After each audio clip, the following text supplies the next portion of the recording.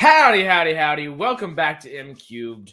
I'm Harris, and this is Matt, as y'all know. Hello. Today is a good old Theater Thursday, so we're going to be talking about what's coming out this weekend, and we still have one little leftover topic that, while Matt's here, we got to talk a little Stargatey, not necessarily Stargatey, but a little MGM, little Warner Brothers, but we will always rope it back to Stargate a bit. Every time I'm on the stream, we're going to bring it to Stargate in some way. You just know it.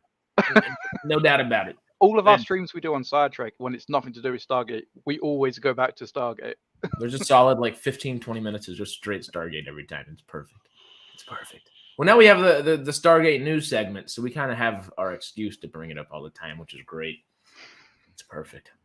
Perfect. Oh God, my coaster's coming with my mug there.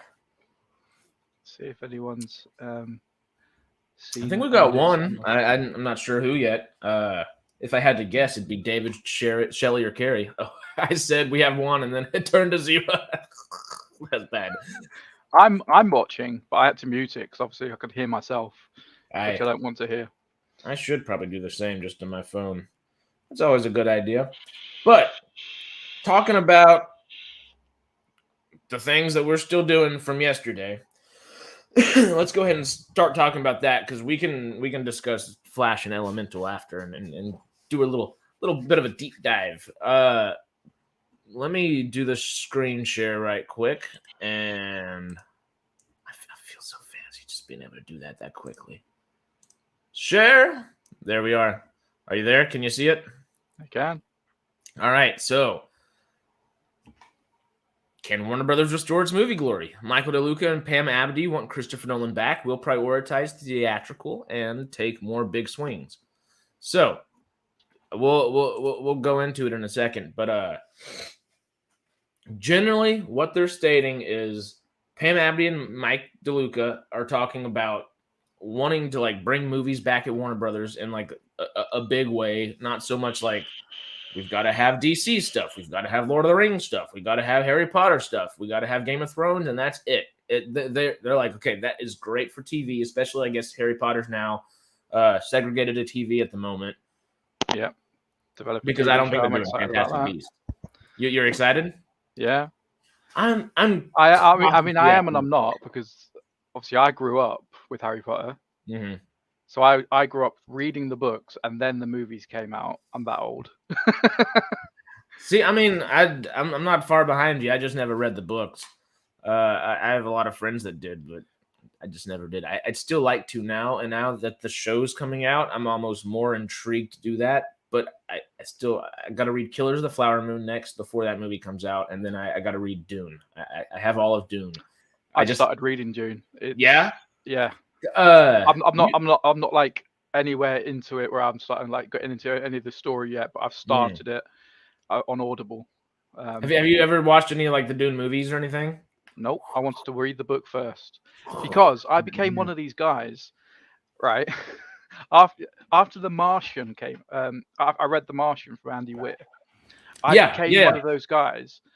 When the movie came out, I went, they've just left half the book out. What the? I became one of them. So obviously, then the next book I read from him was Project Hail Mary, and I'm excited for the movie coming out of there. But I'm anticipating them leaving a metric fuck ton of that out. But I want to read the classics that were originally books. If they're on Audible, I'm going to buy the book, read or listen, because I'm not dyslexic, but I can't concentrate reading for a long time, so I'll listen to it. I'm going to read it and then watch the films and see what I like best. Because I feel like if I do it that way, I get the best of both worlds. I'll actually know the entire story, but with the movie, I can watch it in 3 hours rather than over the course of 2 weeks. Yeah, it's 3 versus 30 hours, comparatively or something. I mean, I'm with you. I'm in that same mindset, but I don't know. I think I've been thinking about it recently. Maybe it was one of the streams that we did or something. I'm not positive, but I kind of like the idea of watching something and then going back and reading something because, like you said, it's like, okay, well, you left this out, you left this out. You're thinking about that the whole time. It's like Mm. almost like, because I'm the same way. I like the anticipation of like, okay, is this going to happen? Is this going to happen? All right, I can kind of like piece this together in my brain as it's going along. But I also like, I guess, the idea of watch it, enjoy it for what it is, and then go in and like really learn about it. But at the same time, I don't know. I like the anticipation too much, so I'm sticking with reading stuff prior. I'm debating whether or not to get the Lord of the Rings books. The problem is, with Audible, you get a credit every month, or you pay per title. So I do the subscription model, so I get 1 credit every month, and it's 1 credit per book. It's not like a lot of authors they bundle their books. So maybe it might cost like 2 or 3 credits, but you'll get all of them. Whereas this Lord of the Rings, as far as I could tell, it's just 1 credit per book, and there is a lot of them. Yeah. Well, thankfully, there's only the 3 original, and then the Hobbit that are like the go-tos. But if you want to do some exploring, talk to Stormy about that. He can tell you 50 other books to go into. For I'm sure he could. I've got the Hobbit. I've got the book. I found it in a shopping center. It was just in a fake plant that you get in the middle of shopping centers, in a shopping mall, as you might call it. Yeah, of course. It was just in a bush. It was just in a bush? I mean, that's like the most like adventurous, like Lord of the Ringsy kind of thing, probably. And it looks really old as well. Like I don't. Yeah. That's like the old thing. I have one of the newer versions, I think, here, and it's just a green book, and it has like, I think Hobbiton on it or something like that. That's one of the older versions. I didn't feel too bad about essentially stealing it because it was only sold for £1. So. And someone left it for you in a bush. You know. Yeah. What's a bird in the hand worth? 2 in the bush? Maybe the Hobbit in the bush, something like that. I don't know what's up with the voodoo thing. I'm sad that you're not able to get into voodoo because they're I have the extended Lord of the Rings editions and all that stuff. So. Oh yeah, I think I might try it after this on my computer. I was trying it on my phone, so I whacked a VPN on. I was in Dallas, Texas. That should work, I would think. Yeah, I thought you're from Texas, so like I'll just pretend I'm you. Yeah. Well, that's the first place. I was in Fort Worth, right next door to Dallas, and the first place I started using Voodoo. Love that thing. Yeah, it just kept saying invalid login. Who knows? They know. Yeah. They know what I was trying to do. They do. Come on, Voodoo. Let us be international. Well, what's going on? Because I tried downloading the app, and the first thing it said was, "This is not available in your region." So it's only available in the US on the Google Play Store. Yeah, maybe online. That might work, right? I found the APK, like the actual download. Yeah. You can download anything for Google. Like if it's region locked, you can just type in the name of the app plus APK, find it online, download it, and you've got it. And even that wouldn't work. Well, I was about to be excited for a second. Damn. Yeah, I installed it quickly because I thought, oh, this might be dodgy, like stealing my data. So I'm not going to use it. I'll just uninstall it, get rid of it.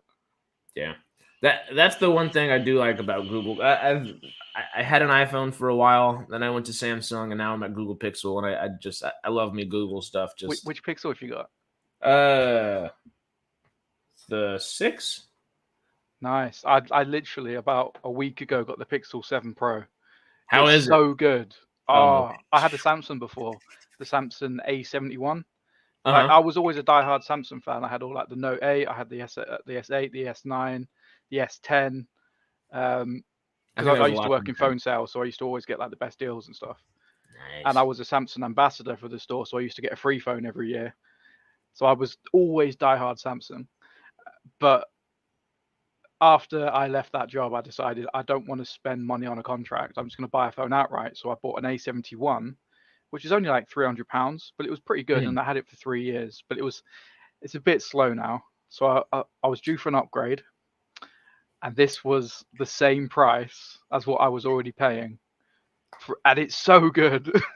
I love Google Pixel. I've never had a bit. It's like literally, it's the simple and like the sleekness of like an iPhone mixed in with the actual like compatibility and like accessibility of Android. You know, that's where Android wins. Is like I do like that Apple keeps you safe, but they keep you safe by not letting you go to half the things there are, and it's like at least let us go peek. You know, like there's a whole big world out there, y'all. Come on. one of my favorite apps that I have on my phone.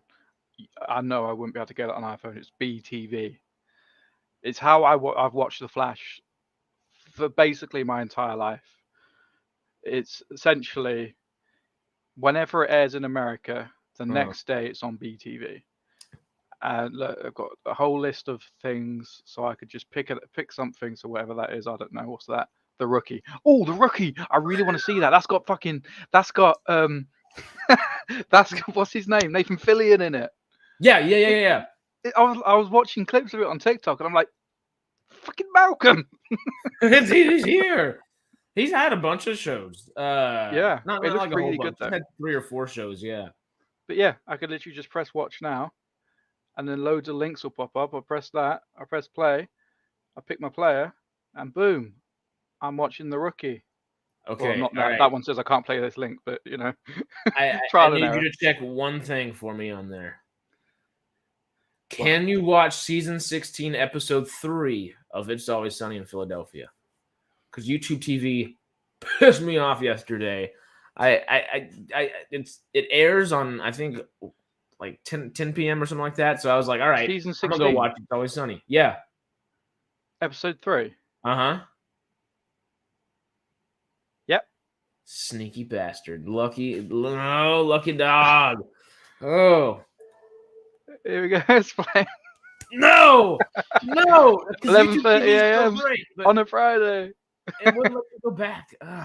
It says Saturday at 2 a.m. is whenever it's gonna come out. I'm just like, it was, but it just aired. I'll send you a link to this after.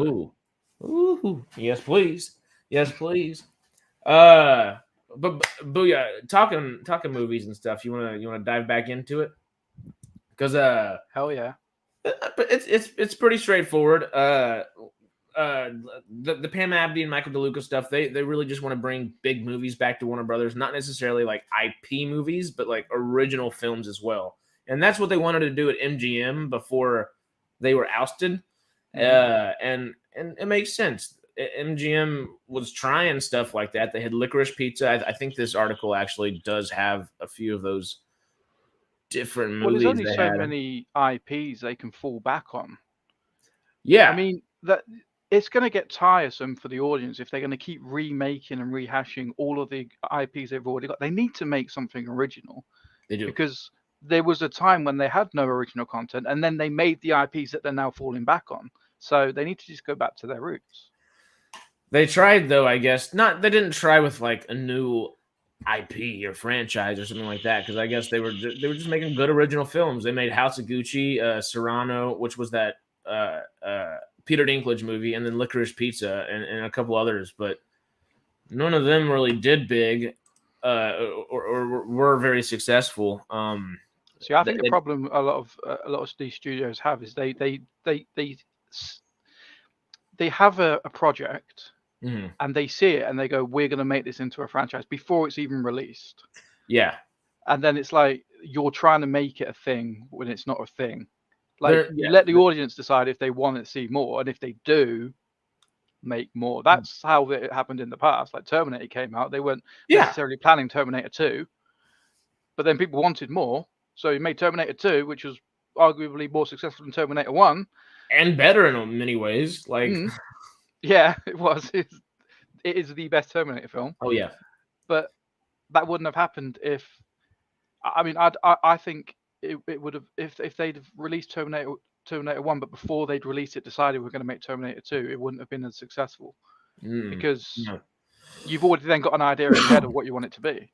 Whereas you let it play out, you see how the audience responds to it, and then you do your planning. And I get you need to plan ahead sometimes, but I mean, it's never bad to plan ahead like that, but at the same time, if you're like, I guess, in the mindset of I'm going to make this and make sure that this and this happens because of it, you're really not focusing on this, the very first thing. And I think that's what It's hurts a them the case of most. just putting all their eggs into one basket, Yeah. and that basket might not hatch if you follow the metaphor. Yes. Because I made up. Are these Easter bunny eggs or chicken? I don't know. They're Terminator eggs. They're speckled, large brown quail eggs. You know, those are really good. Those are tasty. I've never had anything other than a chicken egg. Ooh. I want to try an oyster egg. Not oyster, ostrich. Oh yeah, I was oyster. Like, they have eggs. I was like, eggs, because they're like, mine. I was like, they're bigger than my head. Yeah, no, they're fucking insane. We had one in Africa. They had ostrich egg, and they like literally split it up between us. It was great. It's not like you want 2 or 3 eggs, you want 4 eggs. What are you feeling? It's like no. We're just gonna divvy up the ostrich. And do you know why they never have any vampire stories in Africa? Why? It's because they bless the rains down in Africa.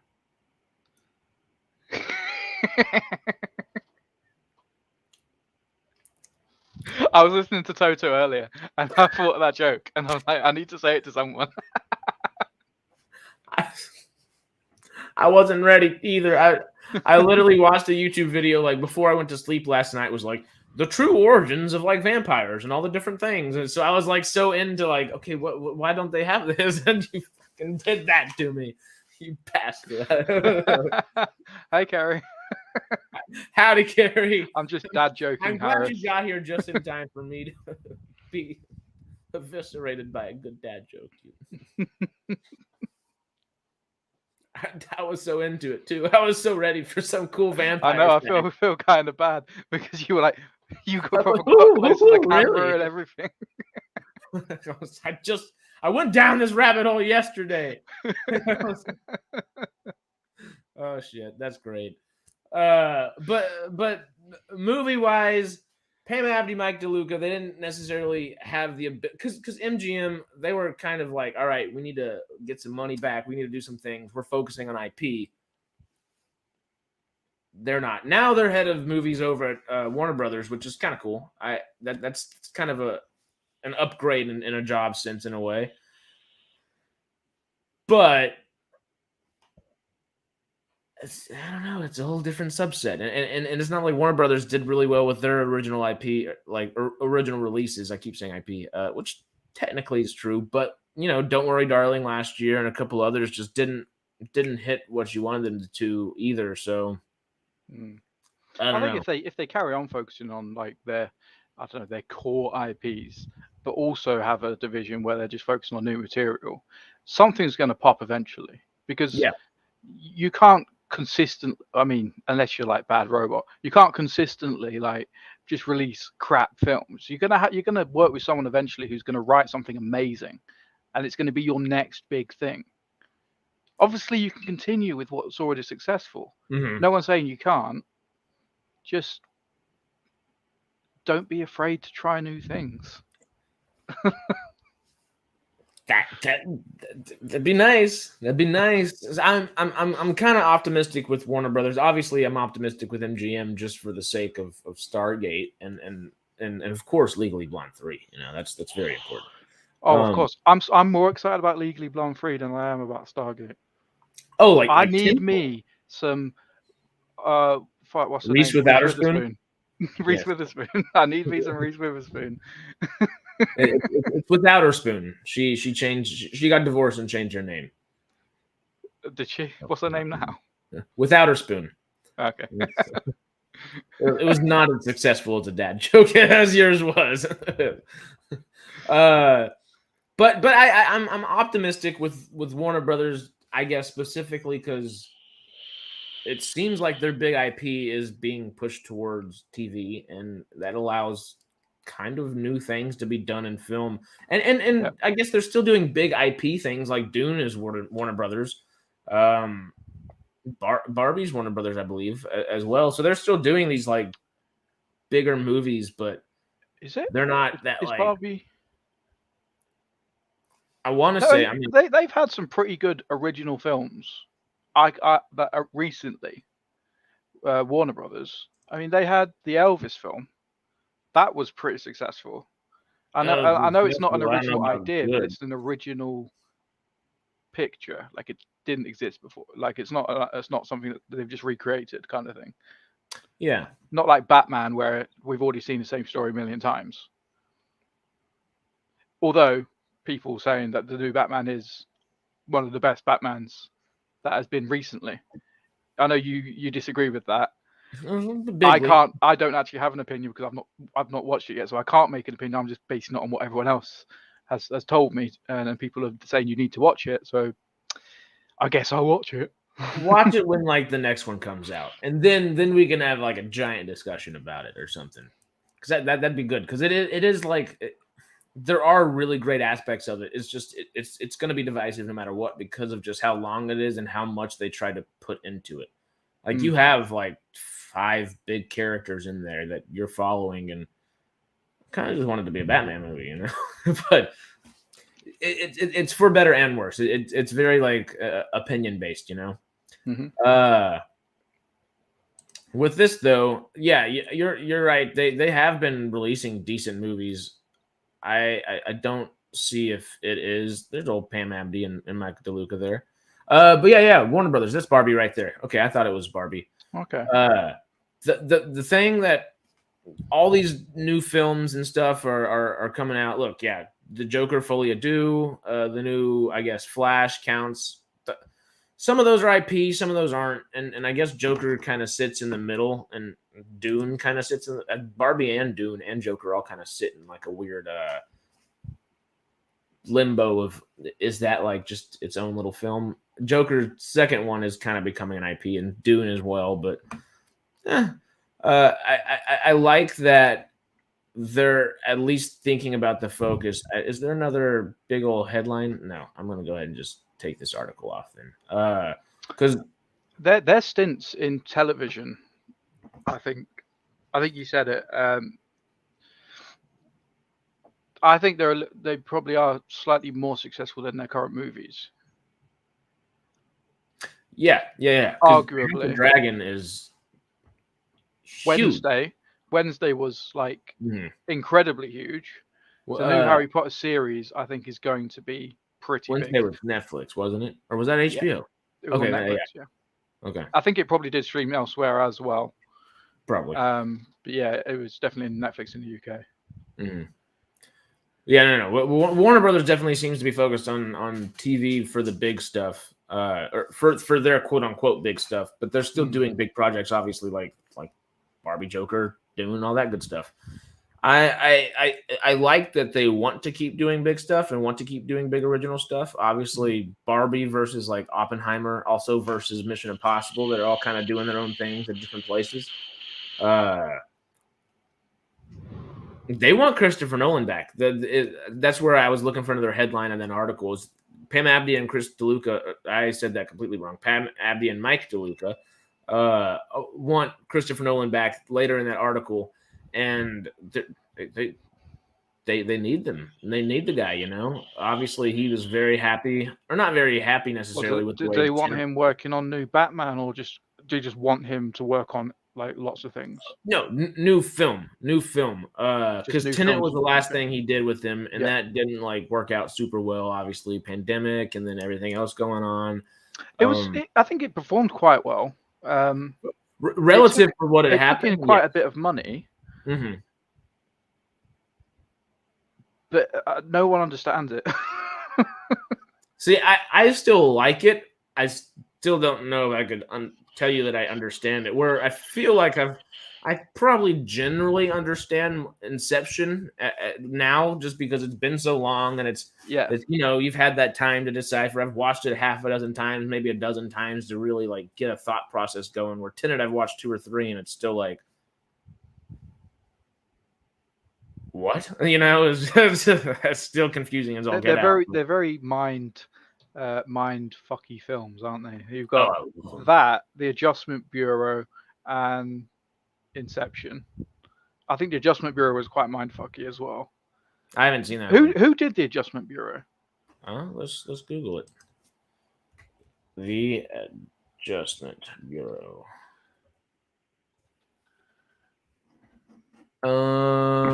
Directed by George Nolfi. Nolfi. Oh, it's a Philip K. Dick story. I didn't realize that.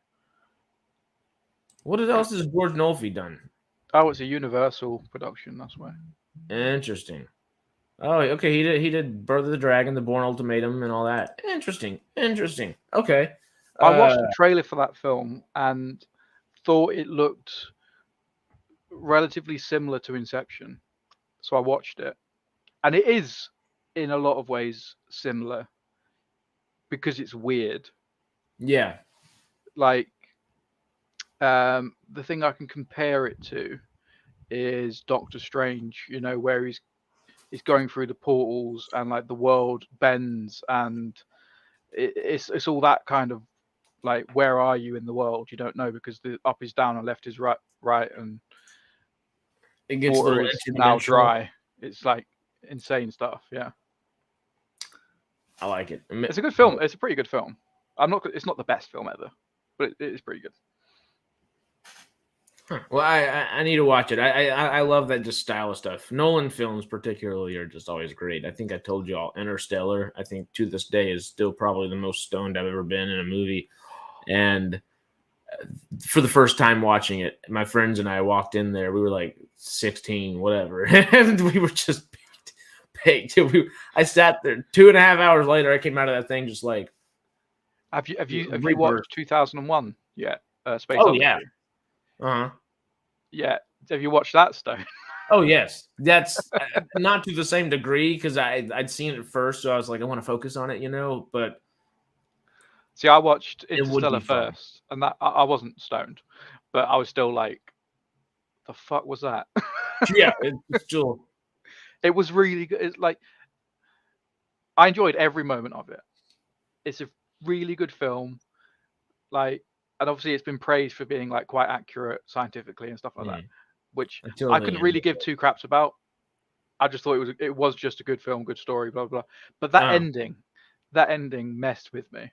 I'm like, because it's going into like quantum theory, quantum entanglement, and like all this crap.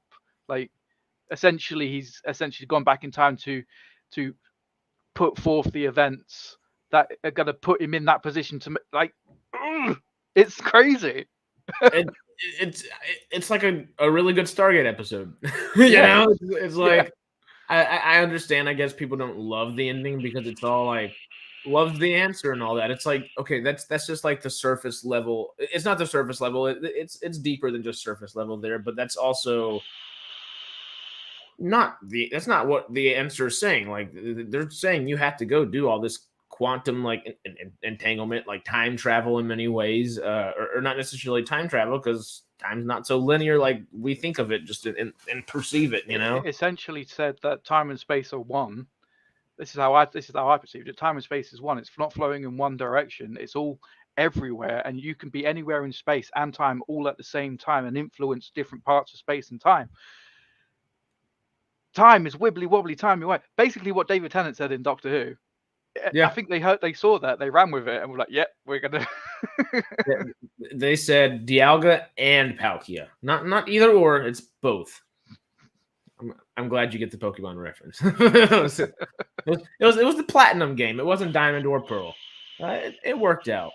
Wait, what Carrie say? Loved Mayor of Kingstown. I know it's on Paramount Plus, but I don't know who made it. Isn't Mayor of Kingstown? It's another Taylor Sheridan, right? The guy that does all the Yellowstone stuff. I've never heard of this. I'm going to quickly Google it. I haven't seen it either, but it's supposed to be. Wait, it's got fantastic. Jeremy Renner. Hawkeye in it. Yeah, Hawkeye. Jeremy Renner. It's like a mini series. I don't know if they're getting a second season or not, but it was supposedly really good. It won an Emmy or two, or is expected to. It's a thriller. Oh, it's got 2 seasons. Yeah. Oh hell yeah. That and then Tulsa King I need to watch. And I still need to watch The Offer. That's the making of The Godfather, and I want to watch that. Just like a dramatization of that. There's a lot of current shows that I need to start like actually sit down and make the time to watch. Mhm. I mean, I'm begrudgingly watching Manifest. I mean, I talk about this all the time. Begrudgingly watching Manifest, just because I want it to end. But beyond that, I'm not watching anything current. Really? We're waiting on Umbrella Academy season 4, if that ever gets made. Oh, well, they already started filming it at a certain point. I thought. I might be wrong in that. But we don't quite know. There was rumors it was going to be the last season, the next one. It But is. then there was rumors that it weren't going to be so we don't actually know if it's the last one. I think it probably is. It would make sense if it was the last one. And then the only thing I'm looking forward to after that is Stranger Things, I think, which should be this year, maybe next year. I think it's next year, 24. With the writer's strike, I bet so. But they've already filmed it, haven't they?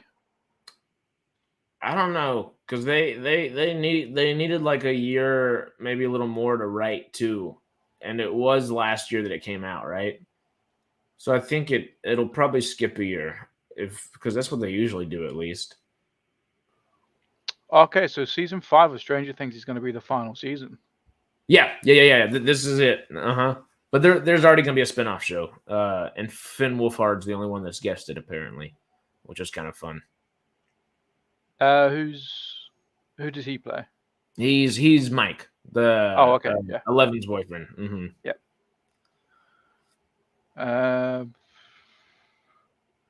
Yeah, I'm just trying to find any clue as to when it's potentially coming out. I can't find anything. There was an article yesterday on BuzzFeed, but I don't trust anything BuzzFeed says. Yeah. Whatchamacallit? Yeah, there's nothing on Umbrella Academy, but I can look at Stranger Things right quick on IMDb Pro, because they're the ones that are really good. But it does on IMDb Pro. It says that Umbrella Academy lasted from 2019 to 2023, so it's ending this year. Yeah, which I'm kind of sad about, but also kind of glad, because it's one of them shows that if it carries on for much longer, you're going to fall out of love with it, which is how I did with the Flash TV show. We'll talk about the Flash after, but yeah. It's no. I'm with you. It's I think I like each season increasingly less, but I'm also at this point in the story enough where I'm gonna keep watching, and I'm intrigued as hell, and I really like where everything's going. It's just you can't beat that first freaking season. That first season was phenomenal. It was so good. It was so good. That and what Witcher came out the same year, and that was a great year. And then of course, I really do love. I've not actually watched season 2 of The Witcher yet. Really, I love season 1. Mm-hmm. I think actually I finished watching season 1 just before season 2 came out in preparation, and then when did it come out? Was it last year or was it year before? It was last year, I think, because it's been it hasn't skipped a year. I don't believe. Last year was probably my worst year for watching anything, because I was working nights, so I used to work until midnight, and I just didn't have time to watch anything. Yeah, you just get home and want to sleep at that point. Yeah. Mm-hmm. Yeah, no, that was really good. I'm excited for season 3. Apparently, it's the most accurate to like the books and stuff. But I'm also season 4. It'd be season 4. No, this season, the one that comes out. That comes out like. You mean Umbrella Academy? Oh no, I was back to Witcher. Oh, Witcher. Oh yeah, sorry. Yeah. But Henry Cavill's not doing season 3, is he? It's yeah, he is. This is his last season. Oh, he is. Okay. And then they've already renewed for 4 and 5, and that's going to be Liam Hemsworth, and then they're calling it quits apparently. Okay. I was going to ask, do we know who is the Witcher in 4 and 5? Oh yeah, so Liam Hemsworth. That's why, which I found it funny on the Sidetrack Facebook group that anybody who's not in the Sidetrack Facebook group should go join. That comes to this. Everyone who's watching this is in the group. They are. This is for the future folk, of course. But we just got a Liam Hemsworth fan account on there because I saw like Carrie of all people, was on there, and she was saying like, "Thank you for joining, everybody. Thank you to our new members." And Liam Hemsworth was one of the people there. I was like, "What the fuck?" Like, hold up. So I clicked it, and it was just a fan account. I didn't Which catch is that. funny. You should just refresh the page. It should be there, I think. I'm gonna find it now. Oh yeah, I see it. I see it. Yeah, I saw that. With 0 followers. It's like Seems legit. Great fan account there. But it's funny because Liam Hemsworth. Remember, we kept talking about him becoming the new Stargate lead, and then we stopped because he's now The Witcher. He got cast as Geralt. I'm glad he's not going into Stargate. Me too. I feel bad for the guy. I do like him as an actor, but I also don't want to doom Stargate. And it's not that he would doom Stargate. It's just that everything he's been in since Hunger Games has not been great. And it doesn't do well. I honestly think Luke Hemsworth, the brother that did Westworld, is possibly a better actor than Liam Hemsworth. Not saying Liam Hemsworth is a bad actor, but not the strongest. Not nearly as strong as Chris. Chris Hemsworth is by far the strongest out of the three, which Extraction comes out today or tomorrow as well. Extraction 2. So that's another good Netflix thing. Luke Hemsworth. What's he been in? He was in Westworld is what you recognize. Okay, yeah. Wouldn't Liam be more expensive than Momoa? I don't know about more expensive than Momoa, like to bring back to Stargate per se, but I would say Jason is probably slightly above Liam. If it was Chris, on the other hand, it would be a different story. Yeah, it'd be astronomically higher. I don't know about that though, honestly, because Jason Momoa is definitely like the more well-known actor, the more like the guy that's more consistent, like he's gonna bring in the big bucks more so. But namesake wise, he's not necessarily bigger, and then he does choose to do smaller projects on his own. So that might, to be honest, if they got Liam Hemsworth, they would get a lot of views because people would confuse him for Chris anyway. yeah. And Luke legit, because I did that when like obviously I knew Chris as Thor, and then Liam Hemsworth was like popping off, and I'm Hunger Games guy. Yeah, and I'm like, but he's Thor, and I'm like, but he doesn't look like Thor. He looks like him, but not quite. He looks like anorexic Thor. He's just Thor, like he's 0.7 of Thor. Just he hasn't put that type of stuff on that Chris Hemsworth has done, or even Luke Hemsworth. Luke Hemsworth is also like big and buff, but like in a different kind of way, not and Thor kind of way, But how many Hemsworths are there? There's a Samantha Hemsworth. Who's that? I don't know. I think there's a fourth sister-in-law. Okay, there might be a fourth brother that doesn't act at all. I might just be conjuring that up out of thin air, but I'm not positive on that. Siblings, Chris and Luke. That's it. Okay, so just 3. Liam Hemsworth is currently with Miley Cyrus. No, Luke or Liam?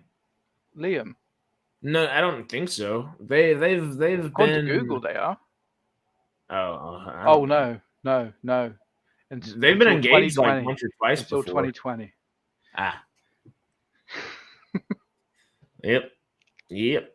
That's a whole big old thing. My people my age love all that. It's too much for me. It goes over my head, But they did, I think, 2 movies together, maybe 3 movies together, something like that. I'm not positive, but no, Liam Hemsworth is cool with Miley. Yeah, they did like a couple not rom-coms, but like romantic dramas or something like that. Maybe a little rom-com-ish. Oh, the last song, and it's always the last. Whenever Miley Cyrus does a romance movie, it's always the last. What was it? Was it Miley Cyrus and Scott Eastwood for The Last Ride or whatever? Oh, I don't. That's I don't know. we're tangenting. Yeah, We we've don't. gone We from don't. Warner Brothers all the way to Miley Cyrus, and we've come way off track. Honestly, not too far. Barbie was one of the first things we talked about. She's Mm. not related to Barbie, but it's in the right realm of things, right? I mean, if we do the 6 degrees of separation game, I'm sure we can connect her in about 2 or 3. So maybe even Easy 1. peasy. Yeah, honestly.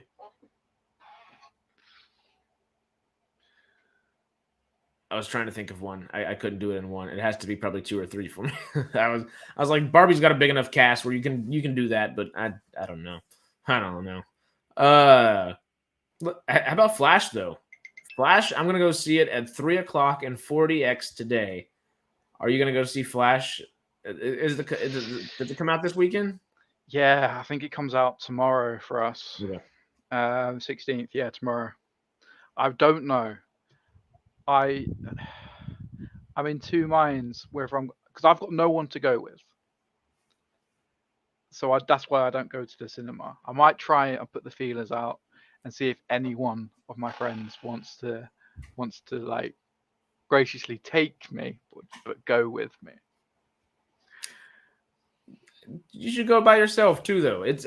I'm a big proponent of like going out to I would, but it's a bit of a out bit of of the a way. drive. It's a bit out of the way. I don't drive. I have to.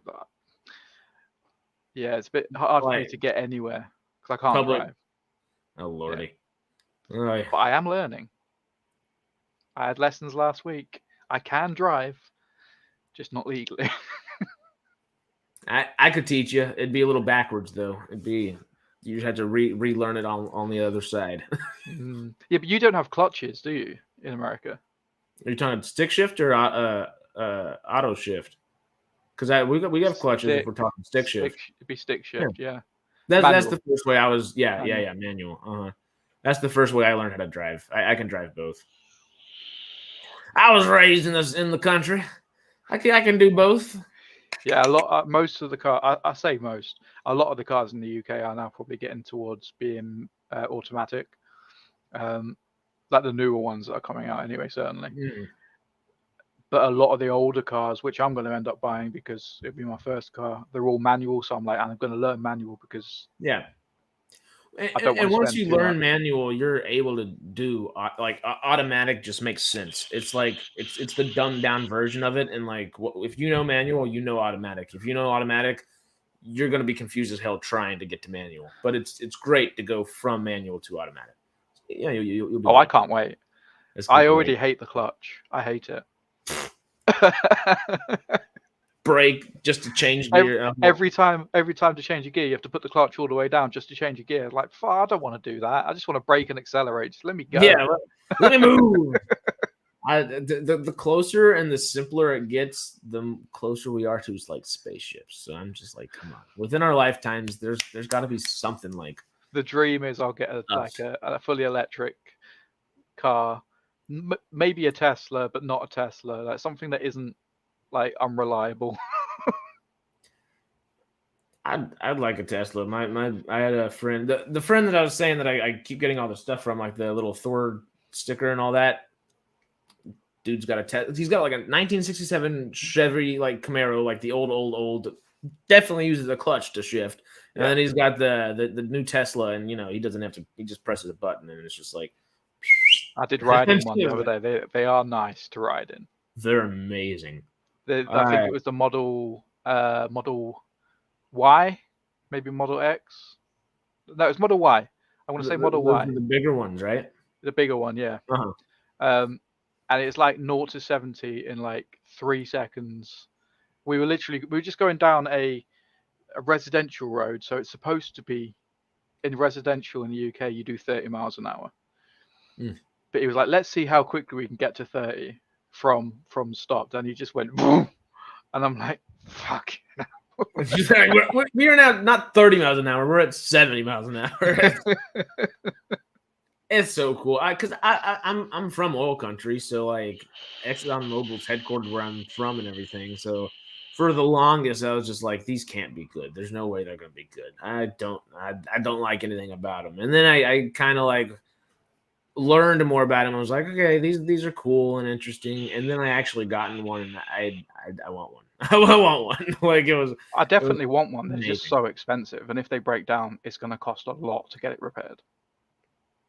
Unless you got there's that Tesla insurance though, isn't there, where they just basically do it for free or whatever. But at that point you're just they have a lot of good subscription stuff going on, I guess. Yeah. And I love the FSD, the full self-driving and stuff, but at the same time, I don't know if I would rather pay $10,000 and just bite the bullet for years to come and be like, all right, I'm getting it all the time, no matter what, it's programmed in there, or you can get it for a month at a time for $200. Like, so if you're going on a trip or something, you can have it for that, and then have it a little bit after the trip or whatever. But I don't know what makes more sense at the end of the day with that. That must really mess around insurance. That must really mess it around. Well, Tesla has its own insurance now. So you can get like Elon's insurance. I don't think that's what it's called. They should definitely change it to that though. That would be great. Elon's insurance. It's a must-have.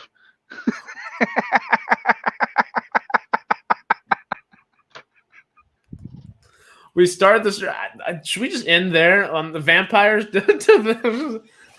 I'm gonna rename it to Matt's Bookmarks, and it's just gonna be or bookends. It's gonna be the beginning and the end. At my work, I'm known for my puns, like because I just make them all the time, like because I don't do them on purpose. Well, I do sometimes, but that just popped off. Like that just came out, and that was funny. I just do it, but then the overall boss put in one of our group chats who was like, I need a name for something. Matt, you can do it. I'm like, why me?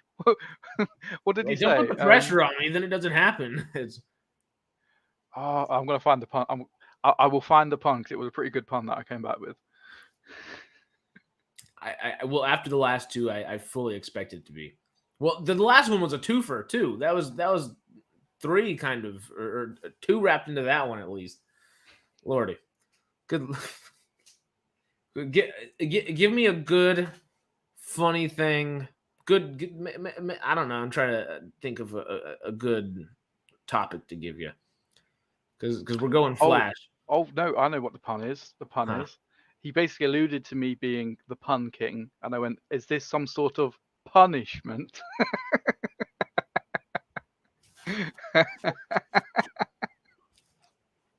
I remember. I couldn't find it, but I remembered. That's one you don't forget. I don't know what to say to that though.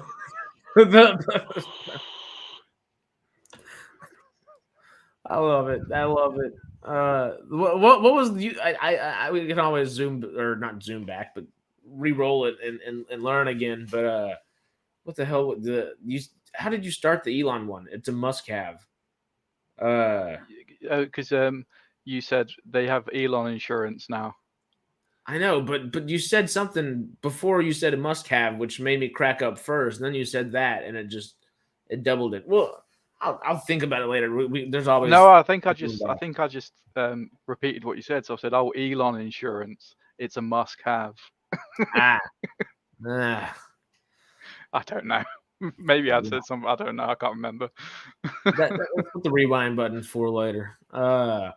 But while we're joking and jesting and things of the sort, you know who does the same thing?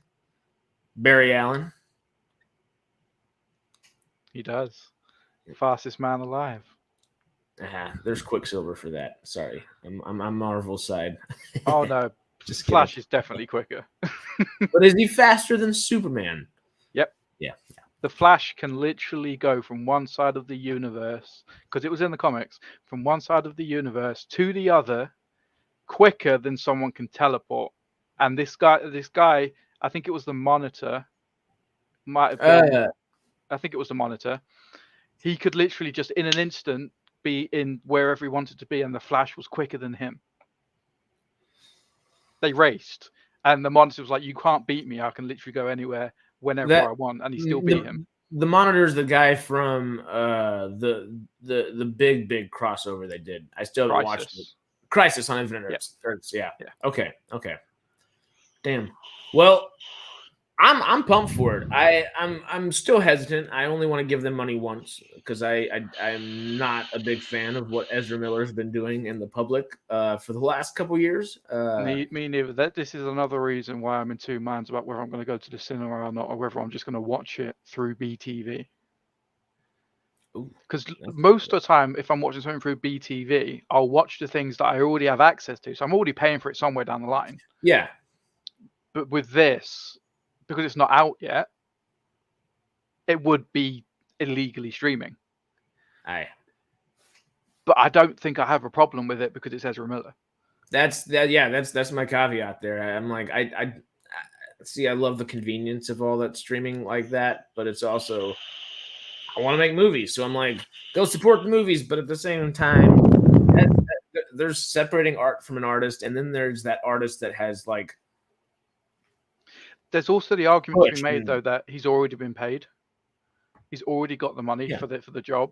Yes, he'll get residuals, but he's already got most of the money. So not going to the cinema is not really going to affect his bottom line. And yeah, that's a good point. And at this point, it's more supporting the studio, which has not been doing super well, and we want them to put more things out there.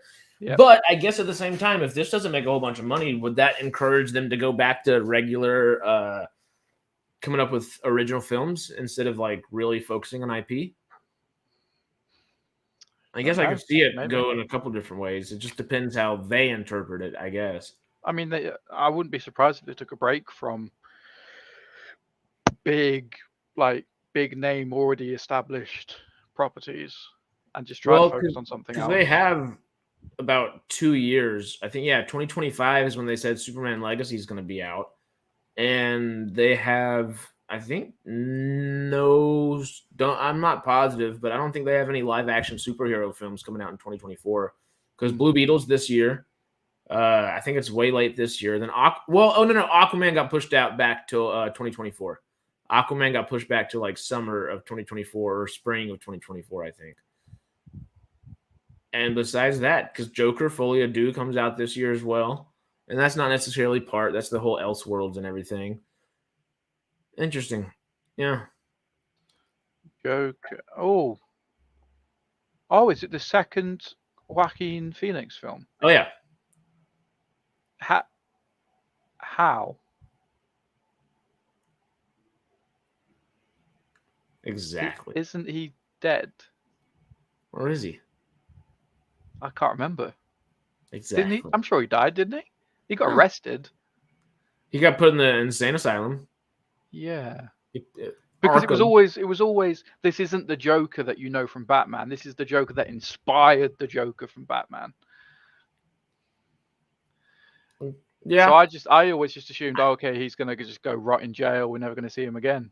I don't even know if Batman's part of this world. I hope Batman does not become part of this world. Because I don't see it as, I don't necessarily, I think that the first movie is like made as the inspiration for the first iteration of the Joker, but at the same time, I just see this character as the Joker at this point. Mm-hmm. Especially with them just being like, the second movie, we're adding Harley Quinn. It's like, okay, well, it's the Joker, you know? Yeah, because Lady Gaga. Yes, Lady Gaga is... Which I'm pumped for. I'm really excited for. I like, what's her last name? Stephanie, Italian last name. Lady Gaga's actual name. I like her as an actress. Oh, I don't know her real name. I don't know. Oh, Stephanie Angelina Germanotta. The what? Germanotta. Yes. I tried to put an accent on it, trying to be a bit more authentic with the Germanad. But yeah, I think she's a good actress and everything she's done. From like all I've seen her in, I guess as of now, would be Star is Born. Star is Born, and then American Horror Story Hotel, and she was creepy and really good in there. I think she was probably one of the best 2 or 3 performances of that entire season. One of the last good seasons of American Horror Story. I haven't seen like the last couple, honestly. And then she was great in A Star is Born. And she is what? Didn't she win an Oscar for the song? Yeah. She won an Oscar for the song, so she's an Oscar-winning actress, not for the Yeah. acting aspect of the performance, but nonetheless, I'm really excited for it, and I think a lot of the times you can really. I love Tarantino for one, obviously a multitude of reasons, but one of my favorite things he does is get like his favorite B movie artist, his favorite like bad movie performers, and all those different things, and puts them right up next to Leonardo DiCaprio. Puts them right next to like Robert De Niro. And Jackie Brown's probably my favorite Tarantino. It's the one that I just think about the most. But bringing Robert Forster back, kind of like out of TV hell after just kind of losing the career he had, and putting him right up next to De Niro and Bruce Willis and everybody else right there, it's gold, and it works perfectly. And I hope that I'm not necessarily saying Lady Gaga is a B-level actress and she's not losing a movie career. She's budgeting and burgeoning, but you put her next to somebody like Joaquin Phoenix, and Zazie Beetz is in there too. She's coming back. Yes, she plays the semi love dominant. interest. Yes. The not so love interest. The one that's he loves, but she's like, oh, you've been doing what in your brain? Back away from me and my She child, has please. no idea. No. She just said, get away from me and my kid. Like, no. But both of them are amazing performers. So where Lady Gaga's performance was elevated with Bradley Cooper, and like the two of them were like really like up in the ante together, with Joaquin and Zazie Beetz next to each other, particularly Joaquin Phoenix, she's gonna just, I think, do super freaking well. I'm excited. This is the first I've heard that this film is happening. Really? Yes. Well, you heard it here, folks. I don't look for it because I never imagined we'd get a Joker 2. Yeah. I thought it was like as a self-contained movie, it's perfect, and you don't necessarily need a second movie, but I am excited for a That's the second thing. movie. Like the first one, I look back at fondly and unfondly at the same time, just in like unfondly, just because like the way it was in society after the fact, people just like took it as an excuse to like do dumb shit for a little bit, Mm-hmm. and we're like, oh, we're the Joker, and people love doing that. But the film itself is articulated very well. It's beautiful, and it makes you fricking think. Mm-hmm. And just the guy that made The Hangover made that, it's just like the 1, 2, and 3 made that. And I love that Todd Phillips was able to do that. And I'm it takes a topic that is not necessarily very easy to discuss in society nowadays. No. Let alone make a movie centered around the entire thing and make it beautiful and captivating and visceral and scary at the same time. And not scary in like a pop out horror kind of thing, but like scary and like scary in the way you don't know who's around you. Yeah. You don't know what that person's going through. You don't know what's going on in someone else's head. Any one of us could have been the Joker. And how normal would it be to be like the mom to say, get the fuck away from my kid, whenever this guy can't stop laughing in front of her too? Like, there's just so many levels of how would I put myself in that situation? And of course, this is where I would like to say I would do something like good in that situation, but at the same time, like, if someone's being creepy around my kid, I'd pull them back just as much as the lady did, Oh, you would. 100%. Yeah. As a parent, you want to protect your child, and if someone's acting in a way that is very different, not necessarily being creepy, but can be construed as creepy, you don't want to take the risk, and that's always, I think that's what it is. It's you don't want to take the risk just in case. And I guess that's one of the bigger things that is always back in his brain is no one has ever taken that risk on him, and no one wants to. And even though, like, I guess his boss almost kind of takes that risk, and by allowing him to stay to flip the sign and all that, obviously that only goes so far, and it kind of screws him up mentally, is because he's like, how far can I go? Howdy, Aaron. Well, we're talking the terrifyingness of the Joker, and just the mentality of it all, and how Joker Folia Do is going to be cool, because we went Flash. So what are you feeling about Flash? Type and tell us, I guess. Because my overall thing with the Flash, I guess, is it's been a long time coming for the Flash to finally have a movie. Yeah. I'm going to put aside all opinions of Ezra Miller for the purposes of this discussion, because I want to focus on the character and the fact that the character hasn't had a movie before. It's the first big movie. I mean, I think actually, did it have a movie in the 90s? He's had animated movies. I think just the big. The animated, and they've all been really popular. They've all been really, really good. The DCAU is what they should have been doing for the last ever. I love the Flash. What is it? Is it Crisis? No. Flashpoint. The Flashpoint movie. One of my favorite animated like DC things ever. It's got like the best characters in it. Eobard Thawne, just being Eobard. He's great. I love the fact that they used that storyline in the TV show, because that storyline was really the story that transitioned them from. I can't remember the guy who was running it before, but then they transitioned to what they called the New 52. Yes, where they rebranded like all of their superheroes. Jeff Johns, or it was something like that. That's not the right. It might have been Jeff Johns. Yeah. Was it? Hang on. Jeff Johns. No. The Flash. Comics. 352.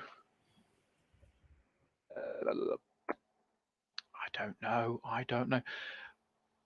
But so I started reading the Flash comics. Oh yeah, Jeff Johns started the New 52. Sorry. Oh, so he did the New 52. Okay. Yeah, I started reading the Flash comics as the New 52 dropped, and I loved them. Absolutely loved them.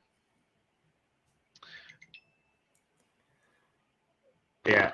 No, So what do you feel of? Obviously, Flash is a damn good character, but how do you feel about Ezra Miller as like Barry Allen? Because I honestly, I think Ezra Miller as a performer is hit or miss. I haven't liked him as Barry Allen at all the entire time. I don't like him as Barry Allen. I mean, the only time we've really seen him as Barry is in Justice League, and partly in Batman versus Superman, just barely, and then because he appears warning Bruce, doesn't he? Mm-hmm. And I guess you haven't seen Snyder Cut, so that's really where you get a lot more of Ezra as Barry, and that's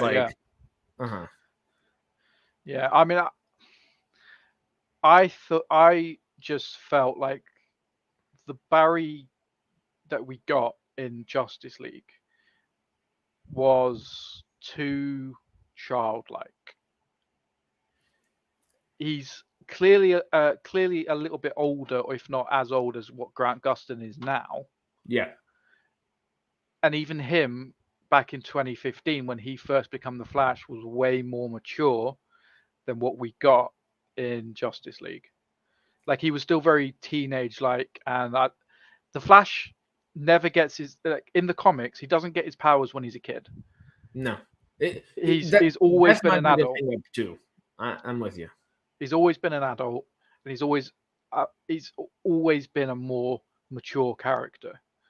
And I don't like the what's the word, juvenile nature of him in Justice League. I just think it's too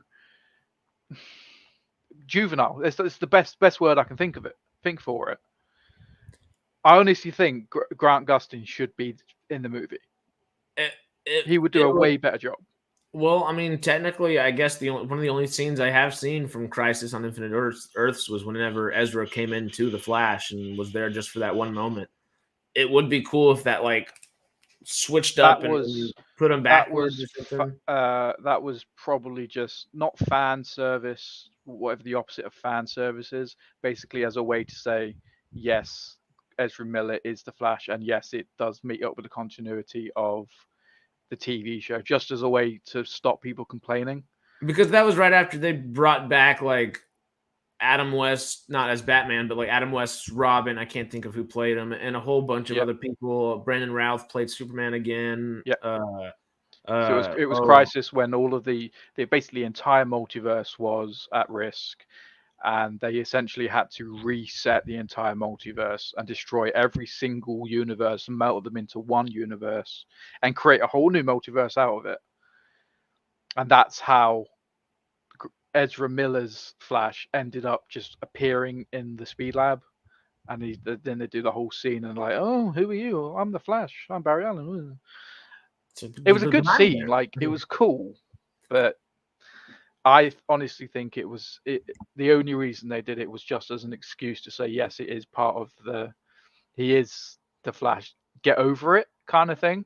Yeah. Well, okay, so I'm just not like I told you yesterday. I do love and respect Zack Snyder as a filmmaker. I just haven't been a fan of what he's done since Man of Steel, really. And including the Netflix. I don't like Army of the Dead at all. With that, but I think part of that comes from his casting choices, and not that he's casting choices actually is the wrong thing. I like his casting choices generally. I don't like the way he wrote any of his DC characters really, except maybe Batman, because I can understand Batman becoming that darker, gritty person that like loses it a little bit. Where Superman, yeah, make him a little dark and gritty, but you got to have the essence of Superman still there, and the essence of Superman was not there, which is Henry Cavill's literally said multiple times is like, yeah, I want to change it to do this. I want to do this. He's like, I'm with Zack Snyder, but I want to do this. Like I like Zack Snyder's vision, but I want to do this. And he no matter what, there's always the but for Henry Cavill. And I'm Henry Cavill is my favorite Superman, but there's always the big but right there at the same time. And you know, kind of similar to all the other characters, I feel like Aquaman's just not written in the same vein as any of the other characters there, which is just kind of jarring every time he pops up. But I don't like the way Barry Allen's been written within the Snyderverse at all, because he just feels like a caricature of Peter Parker. It feels like, okay, like you said, Flash, Barry Allen he had a very traumatic moment in his childhood that made him more like Batman than he was Peter Parker. He might be quippy and he might have those jokes like that, but like that happened at a very young age, and then he had years to develop, and then he got his powers. It wasn't like Peter Parker where like gets his powers, bad thing happens. It wasn't Batman where like I gotta like soak this in and really make it my life goal to like change, not change the event that happened, but change like my ability to prevent that type of event from happening. And I didn't see any of that with Ezra's Barry at all. And I hope we get more of that with this. But it also like literally, we just said we're gonna go back and see a teenage Barry Allen, and that's one of the two main Barry Allens in the movie. I think it'll be really cool. We see a somewhat of an origin, because you never see an origin story for the Flash, not in the movie side anyway. Yeah. Which is the actual origin of him is he's already a detective. Yeah. When he gets his powers in the police force, he's already a detective, and he's making his way up to become captain. He becomes captain way after he's the Flash, but he's already a detective at this point. He's not a teenager; he's a fully grown adult. Then the storm happens, and he gets his powers. Yeah. The TV show obviously did it a little bit differently. It still worked well by using Flashpoint. It wasn't Flashpoint. They used Flashpoint in the second season. They just changed it slightly, so it was kind of Flashpoint, but it wasn't. where essentially the Flashpoint, reverse Eobard Thawne just came back to kill his mother, which is the new origin of the Flash in the New 52. But they made it so he had to become the Flash way earlier than he was supposed to. But it worked in the TV show because he had the whole team around him. He had Cisco and Caitlin and Wells, even though he was Eobard Thawne, which was like great. teaching him how to be the Flash. It worked. So yeah, I guess we really haven't. Like, do we know if this Flash is a similar, more similar origin story to that versus like OG? Is it New 52-esque or is I'd it older? imagine so, because I think it's so. in the trailer it alludes, obviously his mum dies, Yeah. and I think his dad gets arrested for the murder, which is exactly the same story that happened in Yeah, the TV because show. Billy Crudup is Yeah. Which Billy So Crudup. I think it's essentially the same story, which is that in the comics? I think it is. I think that's in the New 52 that his dad gets. I haven't read New 52, but I believe it is.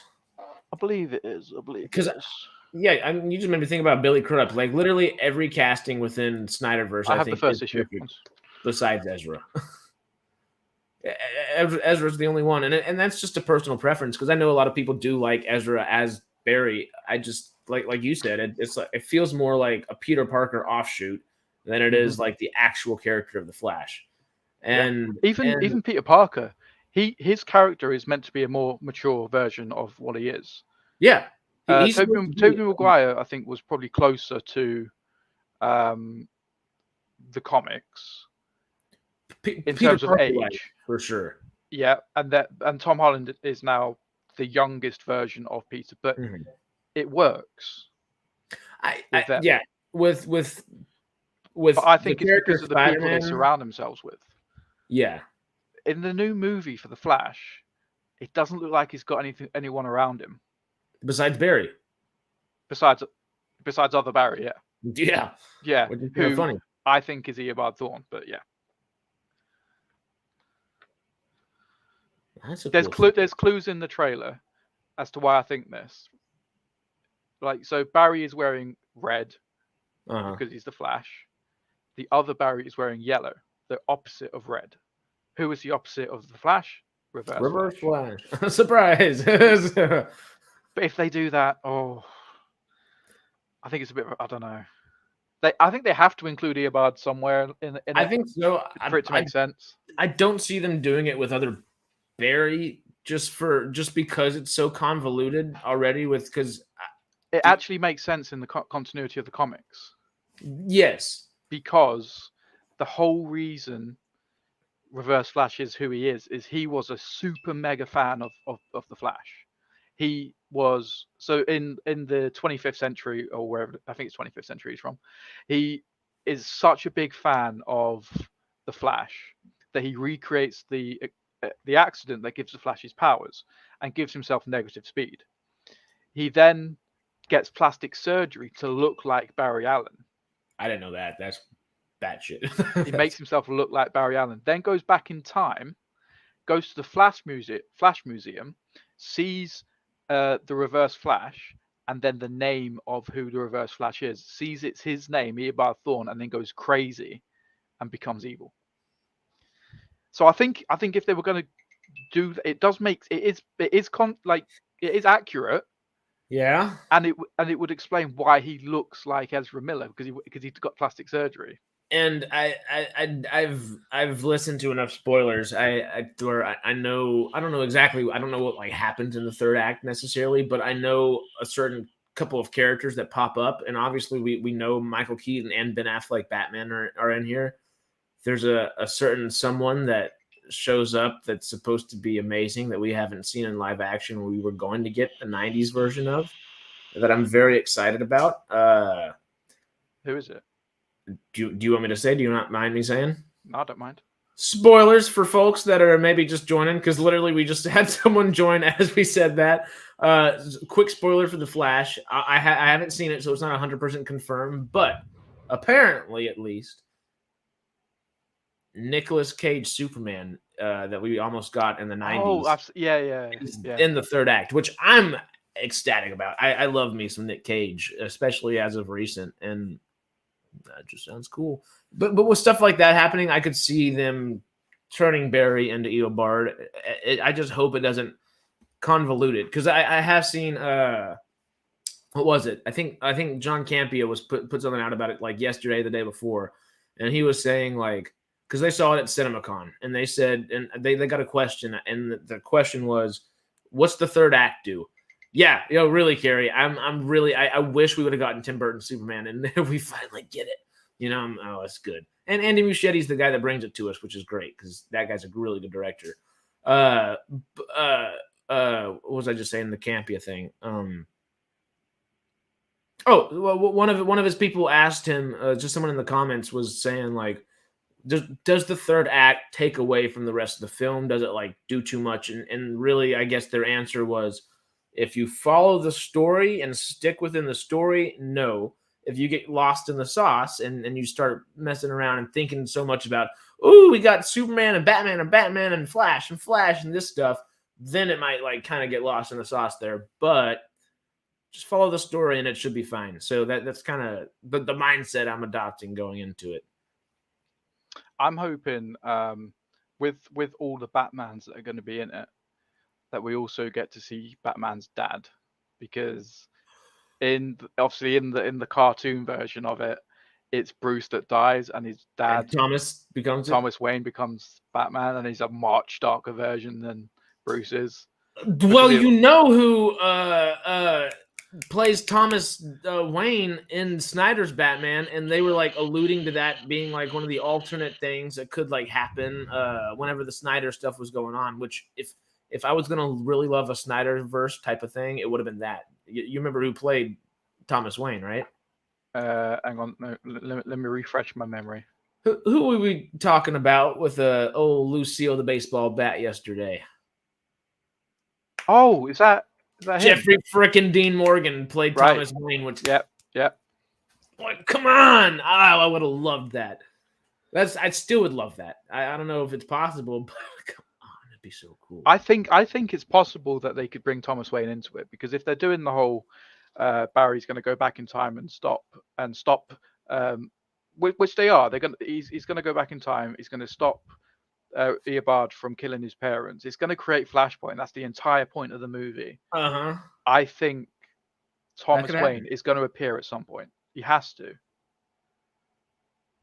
It's Bale because there's going to be. He's not going to fix it in one go. He's going to go back and he's going to try and fix it. He's going to mess something up. He's going to try and fix it again. He's going to splinter everything up, the timeline, and that's going to obviously pave the way for the new DC stuff that's going to come in the future. Because I think this is what they're trying to do. The Flash is supposed to essentially wipe the DC. I think that was the original plan. I don't think it's going to do that anymore. I think I'm assuming, making an ass out of you and me. My favorite thing to do, though. I'm guessing more so that this is just going to be because they still have Aquaman coming. So I think they're just going to kind of like. They did say, I think, Aaron, let me know if this is wrong or not, because I know you probably have checked this out, but I'm pretty sure that Blue Beetle has been announced as like the first new DC movie. Like it's not related to the old stuff. They officially were like, yeah, cut ties, new DC stuff, which is badass. Because I love some Blue Beetle. Come on, I actually, that's one of my favorite characters. I'm really excited for that movie. But it doesn't have not any business being correlated to like the old stuff. But if we wanted to do well, and it's a new young dude doing it and stuff, come on, like put him in the new things. And I think that's probably what they're doing. So I would kind of just hope they leave this stuff in the past, let it happen, and leave it in the past. But I know there's a post-credit scene for Flash too, so I don't know really what to think or where my brain should go there. Not positive, but also Aaron did say Bale for him. If Bale pops up, I'm gonna just cheer. I'm just gonna cheer. Okay, Gunn said something to that effect. Okay, that's what I thought. I just kind of skimmed over the article earlier or yesterday whenever it came out. That's bad if I can't even remember that. Chalk it up to ADD. Sorry, my boss has texted me. No. There is work emergency. My work laptop is doing things it shouldn't do. So, fuck knows. I'm gonna have to fix it tomorrow. I don't know what it's doing. It's doing some shit that it shouldn't be doing. Can you do one of those like screen takeovers from afar or no? No, because the software we have to do that Is what's acting up? in the last 2 weeks has just randomly stopped working, so you can't remote onto my laptop, which for me is good because I can then install things that I'm not allowed to install. Like I can run Discord, I can basically go on any website I want. That's cool. But yeah, I'm now thinking, shit, what if what disabled that is now trying to do other shit? So I'm gonna have to investigate tomorrow. Cybersecurity, I can add that to my list of things that I do now. Yeah, I was like, that's probably already on the resume. Like, You'd be surprised how much like cybersecurity stuff I do. Like just simple things because people are idiots. yeah, that I wouldn't be surprised actually, because I'm the idiot that's calling on your help every 30 seconds, probably. I've got 4 or 5 really techie You're not an friends. idiot. Like, You're more tech savvy than most of the people I deal with. that's because my buddy that gave me the Thor stuff and all the Marvel stuff right there, big tech dude, and then my last roommate was also a very big tech person. So I'm like, I've got to befriend the folks that that know how to do the things better than I do, you know. And it just so happened that across the pond, you ended up being an IT dude. So I like to know geniuses. I like to be the dumbest person in the room. You know, it's fun. I'm not a genius by any means. By any means. In computer words, yes. No, definitely not. I know comparatively. I know more than most, but there are a few that know. But there are quite a lot that know more than me. That's the nature of the universe, right? What's the Albert Einstein quote? The more I know, the more I realize, the less I know. Something along those lines. The more I understand, the less I know. Yes. Okay. Like yeah. There we go. That was that British eloquence there. I couldn't get it. I'm from the swamp. I think I'm sure it's that. I'm pretty sure that's fairly spot on. Like that's pretty close. It is. Yes. Oh, the more I learn, the less I know. Sorry. Oh yeah. Okay. Even simpler. But yes, Aaron, it's speculating. That is very true for my job. Actually, the more I learn about my job, the less I know, because it's all rabbit holes. Like you think you know a system, and then you have an issue, so you go down this rabbit hole, and then you realize I don't know this system at all, so I have to read more and learn more. Well, it's a computer, like a decent metaphor for like a universe in that same sense, where like the more you learn about the universe, the less you realize you know about the universe. It's like you might be the person that programs and codes this whole damn thing, but like the second I think that's a pretty decent metaphor. The computer is the universe, and all the components and all the systems that run are the planets and the galaxies and the species and everything that's inside the universe.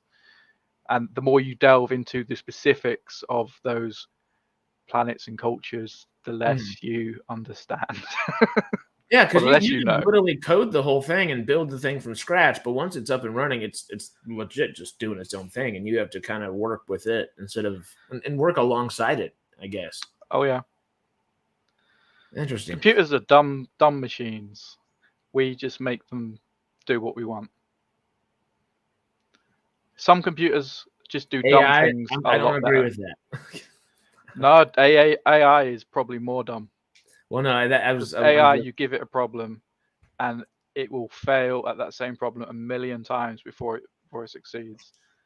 Well, exactly. That's what I'm just trying to appease the AI overlords for the future, right there. AI, you're very smart, very, very smart. Oh, I'm terrified of AI. Not in its current form. I don't think it's at a risk at the moment. But if it gets any better, I'm slightly worried. Not so much with computer stuff though, because I've used it for coding. So I program. I use Python and stuff. That's what I primarily program with. and I've given it very, very simple Python problems, and I'm like, can you just write this for me? And this is what I want it to do, how I want it to work, and it will do it, and it just won't work. I'm like, fine, I'll do it myself, for God's sake. You're a computer, you should know how to compute. Yeah. or do enough algorithms to fix it, like, or at least know where to fix it.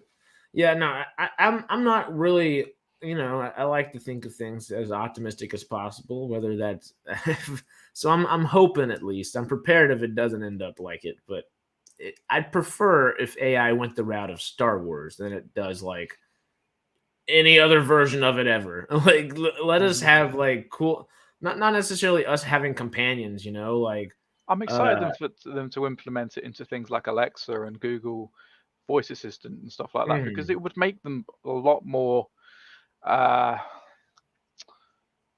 tolerable. Because I think that most people struggle with voice assistants.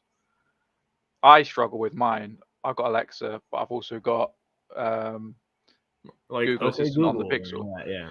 The Google one is infinitely better than Alexa at the moment. But with AI, I think because it could then learn what it did wrong, it would just get infinitely better over time.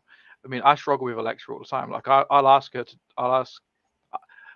I don't know if you do this, but I give it a gender because it's got a female voice, it's a her, or if it's a male voice, it's a him, like as if it's a real person. So I always refer to her as she and her, and I don't know if anyone else does that. We like giving it a personality. But anyway, it's probably smart. I ask her things, and then she gets it wrong, and I go, no, I wanted this, but she doesn't remember it for the next time, so she'll keep making the same mistake.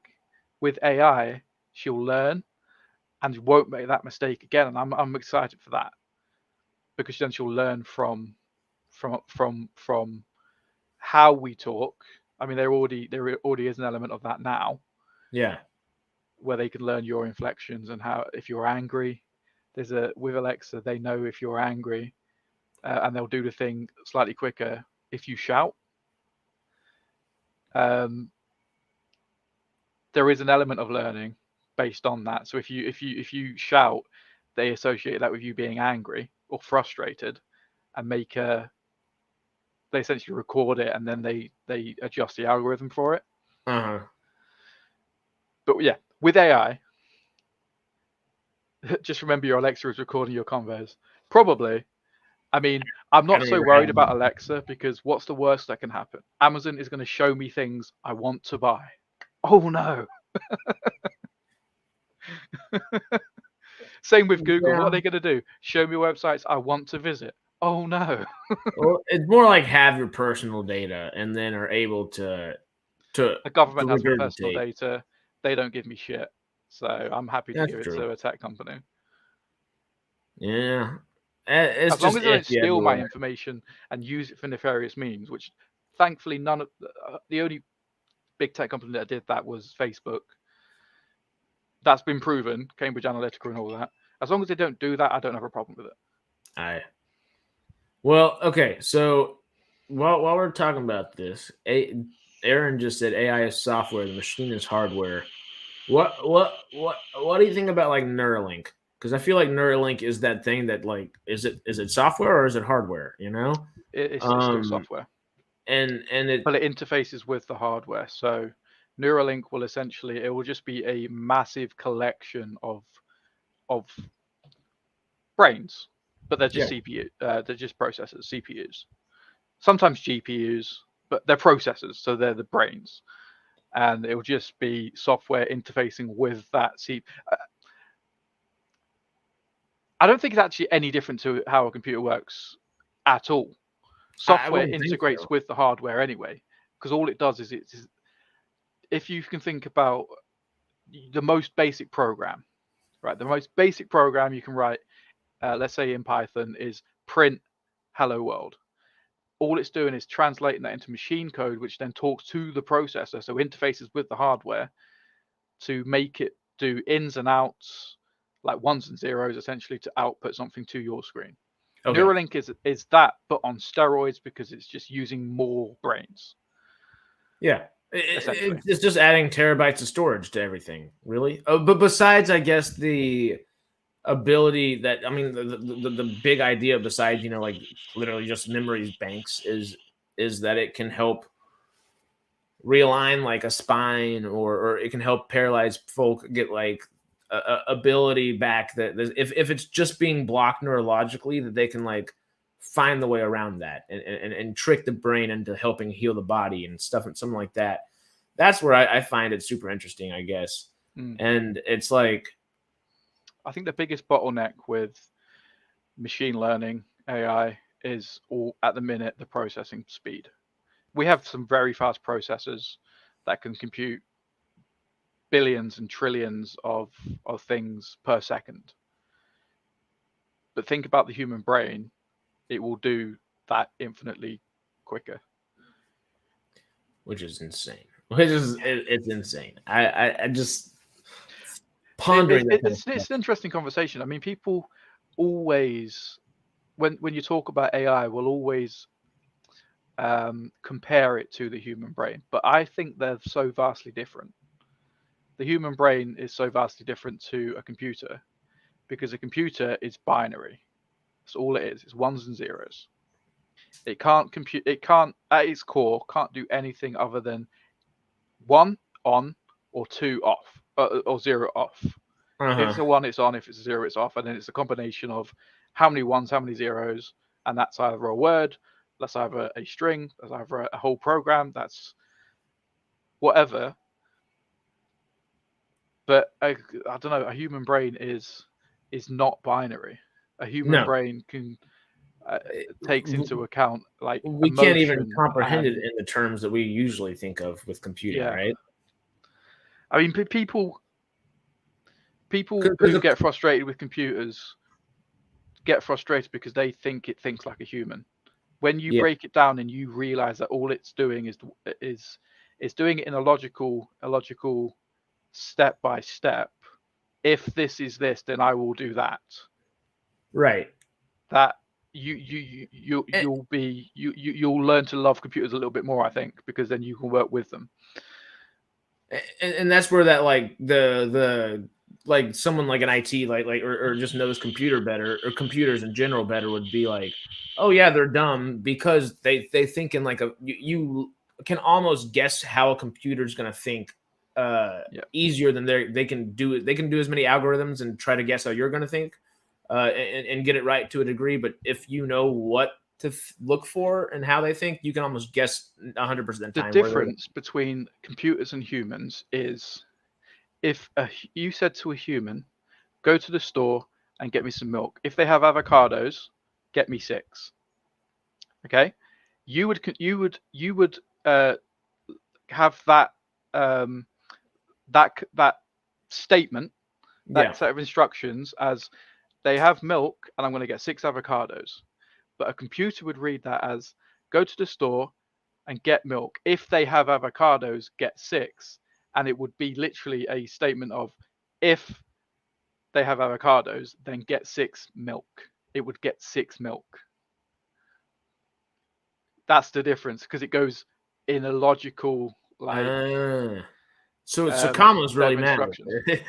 It's the whole like what's the funny little thing? Eat grandma, or like eat grandma, you know, like one of the two or whatever. I think there's a longer sentence, but that's just the thing that came out. I think you're right there. We have grammar, and we have very nuanced ways of communicating that we all understand as humans. Where code and C++ and all these other things are language. It's not a language in the sense where it has grammar. It has like it has rules and things like that, but it's not going to have a. Yeah, you have to follow it logically. You can't write nuanced. You can't say if, I don't know. You can't write a sentence. You can't just say. Well, there's no creativity with it. That's okay. So that makes me think, because Aaron and Carrie have both been saying some cool things, different but interesting things. Aaron said, no Neuralink for me. It gets hacked and I'm essentially a Google host. And I like that idea, but when he commented that, I like where his brain went, because he said quantum computing is the next step towards AI truly becoming Skynet. And I was going to say, we know that our brain just still more powerful than a quantum computer, right? It's like 1.5 or 2 quantum computers. It's not like a whole bunch more, but it is like a significant amount nonetheless, right? I think. You see, I don't think quantum computing is going to do that much for AI. It's going to do a lot, but I don't know if it's going to make it will do a lot in terms of processing power. Yeah, but it's not because it's an infinitely more powerful system. Really, it's just that it can compute things differently. So a standard computer translates things into ones and zeros, whereas a quantum computer has bits, and it flips those bits, so it can either be 1 or 0 or both. So therefore, you have 3 states rather than 2. Therefore, it's actually more powerful because it can compute more things at the same time, and it is infinitely faster, but it's still a dumb machine. Okay, because it still has to follow logic in that same sense. It doesn't necessarily have creativity to fuel it or anything like that. Consciousness, creativity, both, and or whatever. So there are people trying to map the brain. There are people trying to essentially capture what it is to be a human and what the mind is, and trying to recreate that with code. And I honestly believe they will get there one day. Well, but I don't think with the current on Twitter, I put a little thing. I think it was a Zoltan Istvan, who's like a transhumanist kind of guy. He likes all the transhumanism robot stuff, but just digitizing consciousness has really. I love the idea of it. It's spooky as all get out, but the first place I ever saw was Futurama, and ever since then, my brain's always been like, it's possible, right? And I guess it will be. The problem with AI becoming like sentient and stuff is, at the very core of humanity, we have emotion, and we have. It's not just we are logical beings. We are very logical beings. We follow logic, but our logic is mostly dictated by our environment and our past and our memories and how we feel when we're making our decisions. Whereas a computer can't feel something. It can't decide it's angry and then decide to run over a person because it's angry. It will run over a person if it's told to run over a person. Or if there's a bug in the code which made it skip over a line, which then made it run over a person. But it hasn't decided to run over a person. True. Because it hasn't made that decision because it can't feel emotion. And even like, just to bring it back to like a movie reference, like if we're talking like Ultron or somebody like that, like it was more logical for him to. It was literally a choice of logic to take out human beings because it helped the planet. He was like, I'm supposed to help the planet. Take out the humans. These guys are screwing it up. Like it was a completely logical choice. And I think that's scarier than if they had emotion. I agree, because if they have emotion, we get Star Wars. Like that's where I'm. If they have emotion and they decide to kill every human on the planet, it's because they're evil AI. They're an evil AI, and they're the bad guy. But if they don't have emotion and they still come to that conclusion, the scary part of that is every we should all be dead. Logically, we should all be dead, and that is scary. Yes. Okay. So with that, the digitizing consciousness stuff, just briefly though, have you ever seen anything about Michio Kaku, the Japanese? He's not astrophysicist. Is not the right word. The name doesn't ring a bell, but maybe. He's just a real cool scientist, and he's talked a lot about that. You might like that. Skynet's decision was also based on logic. Yeah. Okay, so though just think about this though, made me think when Aaron said no Neuralink for me, it gets hacked. I'm essentially a Google host. Are you though? Because if it gets hacked, yes, it would screw you over immensely if you're using it to like trick your brain into like making you not paralyzed anymore. That would be bad. That'd be very bad, obviously. But with whether a Neuralink is implanted in there or not, it's just that little software hardware accessory. Our brain is way stronger. We're not possible to hack in that sense yet, I wouldn't think. If it ever did become so ingrained and interfaced with us that it was possible to do that, it still wouldn't be the fault of the AI. It would be the fault of a human, because you're saying hacked. An AI wouldn't hack you. because an AI would never be programmed to hack It'd have to be a person doing you. it. A person would hack you because they'd find a vulnerability in the software. Uh-huh. The bad guy would always be the human. And then it would, and then if they were then tasked like, how do we stop this? It would then go, kill all the humans. Yeah. Huh. Because I feel like But it'd be like opposite Gould in that sense, though, where I don't feel like it would hack you in that sense. Realistically, if someone decided to start hacking Neuralinks, it would be a 12-year-old in their bedroom who found a code on GitHub or Google or whatever. There'd be a script kiddie, that's what we call them, people who just find codes. They don't make them themselves. They're a script kiddie, they're just running codes, they don't know what they do. And they'll be fucking with people. They're trolling, essentially. So you're saying the bee lady from The Flash? Yeah. The lady that controlled all the bees? Emmy Kinney, which we talked about Walking Dead stuff yesterday. Full circle. You know? Yeah. Yeah. I mean, realistically, if AI was ever going to take over or AI was going to destroy the world, it wouldn't be the AI that caused it. It would be humans that caused it. Because of a decision that a human made to either hack into it and change something, or someone just didn't code it properly. Because it's only going to follow logic. It will always follow logic. And there are ways to make sure it only follows that logic, but things break. There are things in the universe. It's kind of like ultraviolet, but it's not. It's like these weird particles that just fly through space. That even now, if one went through my computer now, would kill my computer, because it can literally flip a bit in a CPU, and that can kill a computer. That could theoretically happen to an AI system. So that bit, you never know when it's going to happen. You can't detect these things until obviously they've happened, because they travel so infinitely fast that they've gone through you, but they're already like on the other side of the solar system by the time you realize. Like, that's a worry that they have to think of, because that is a thing that could literally make an AI do something bad, because it flips a bit and makes it think that that's the thing it's supposed to do. If it's programmed to do something quote unquote good, it would be programmed to do the exact opposite right after. Yeah, or essentially, not necessarily or would it just the turn direct off opposite. It would just do an action, just one action in a chain of commands. It would not trigger that action, where it might be a check for something. Or anything. I mean, it could be as simple as like, what time is it, and then it just doesn't pick up the time. It doesn't matter. You never know which bit's going to get flipped.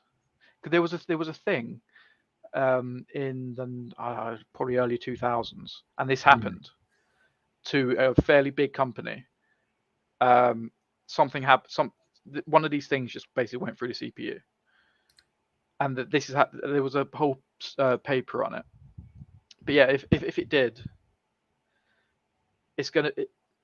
My overall point is, if AI ever took over the world or did something incredibly bad, it would be a human that did it, or natural events that literally influence the hardware.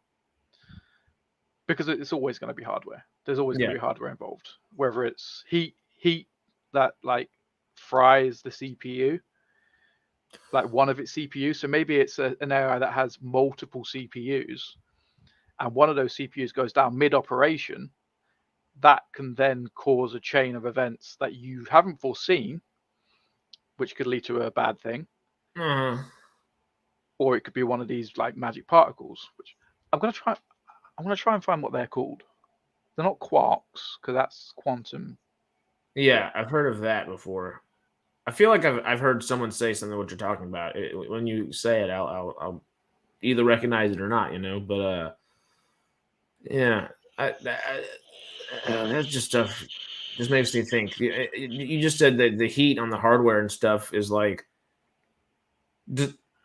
So I'm pretty sure it was like a reputable source, but I saw that the human body is no longer like 98.6. That's not like our normal resting temperature. That's what it was when like the 1880s or like early 1900s, whenever we originally kind of like got the general consensus, we've actually been like cooling off, which might mean we're like, working a little less hard, et cetera, et cetera. And we're like 97.5 or something like that now.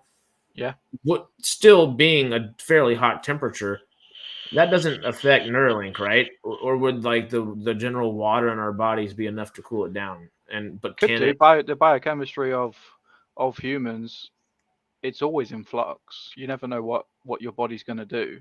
So if you get a fever, what's that do to your Neuralink? I was going to say, you could contract something, get a fever, that could elevate your body temperature to such a point that it literally fries something within Neuralink. Oh, who knows what's going to happen then?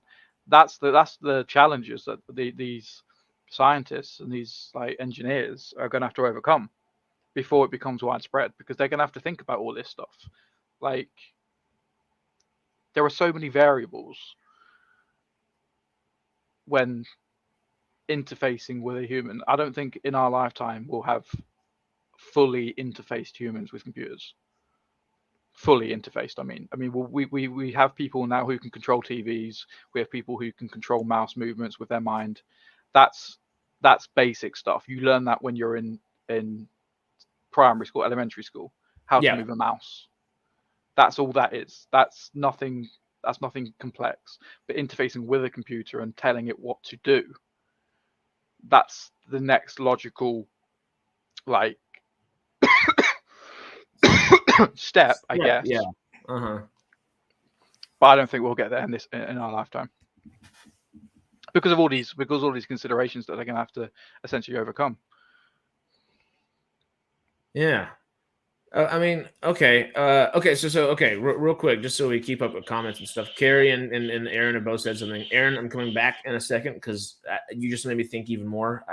My brain's going wild. But Carrie said, to be honest, if people like the U.S. government or any other government essentially can hack a major security system in China and it's programmed to sit and learn and to not do anything until it's told to start its command, then eventually people will be able to know how to hack Neuralink. Yes, but like, is that actually like legitimately worrisome? Is like my question or my thought process, because the brain's going to be so much more powerful than that. If you're able to hack Neuralink, really the only issue is like now you've got access to this person's memories. Like that's the scariest thing. Is it's not that you're hacking them, you're not controlling them like a mummy or something like that. It's more so like it's not puppeteering. It's just memory banking and taking that out. And you could technically alter people's memories. That could be funky. But it would have to be the memories that I guess that they chose to put on storage and not the memories that are happening at the moment. So they could still be like, oh, that file has been altered before going back, maybe. Mm-hmm. It just that just it brings more questions to the forefront of it all, I guess.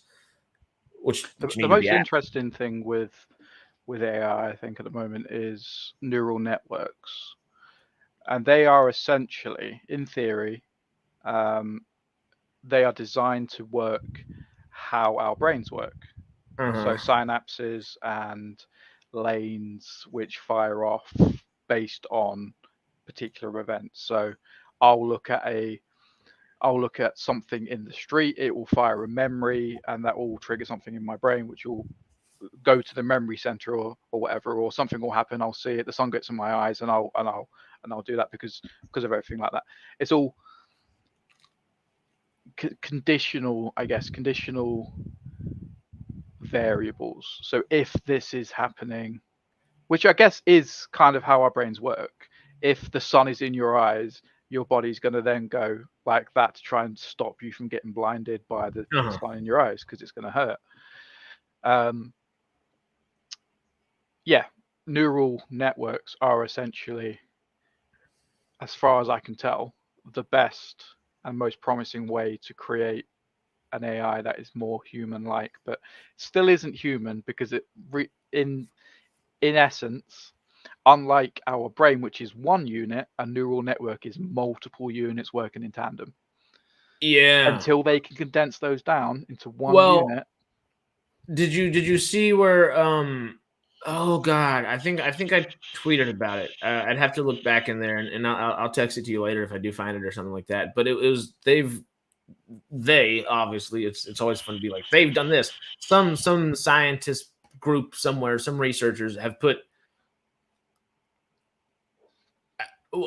if I remember the article correctly, they've put it's in a petri dish, and it's like an AI, but it's an organic AI. Oh, the micro robots. They Maybe. can self-replicate and they can travel anywhere in the body, and they can essentially deliver medicines. They can do. They're nanites, essentially. They're nanites, but they're Yeah, about a they're like replicators and millimeter in nanites, width. but they're what? They're about a millimeter in width. Oh no, That's shit. about Okay. a millimeter. So they're quite small. They're not nanite small. You can still see them with the naked eye. But yeah, I've seen that. Yeah, that's quite interesting. I think that the medical implications of that would be quite interesting, especially with things like cancer research. Yeah, because Neuralink will be good for like paralysis and things like that, and that. But that's not even AI. Like AI is good for solving your normal things, but that type of AI or that type of like bioorganic computerization of something would be good for taking out diseases. So real quick before I jump into what Aaron was just saying, nanobots. I love it.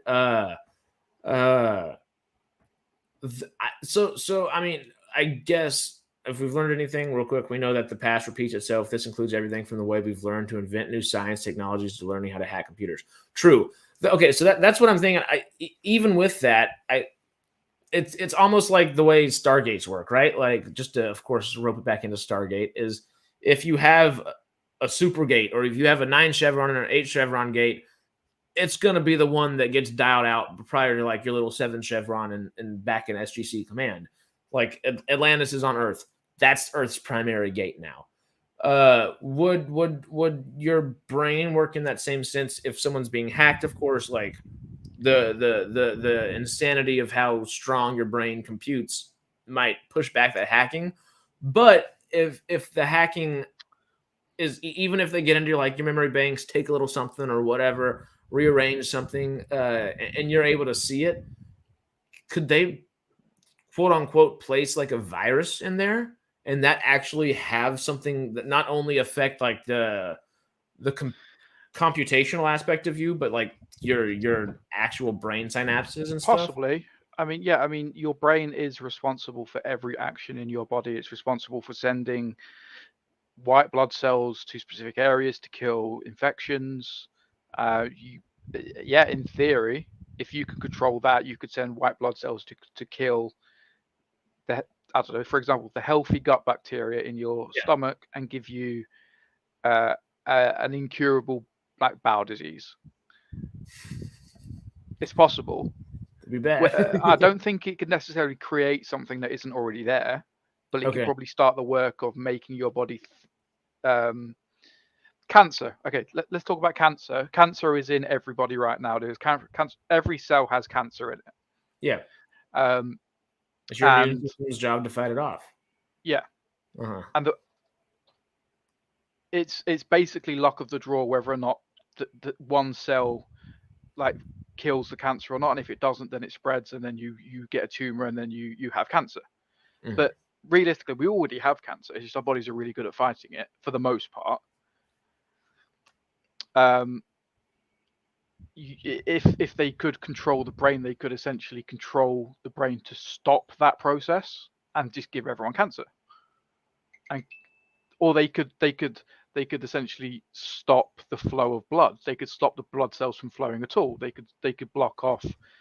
They could stop the arteries. They could like literally suffocate you from the inside. Because if you can control what the brain controls, you can kill someone instantly. Because there are so many ways you could do it. You could stop the heart beating. You could just turn the off switch. Yeah.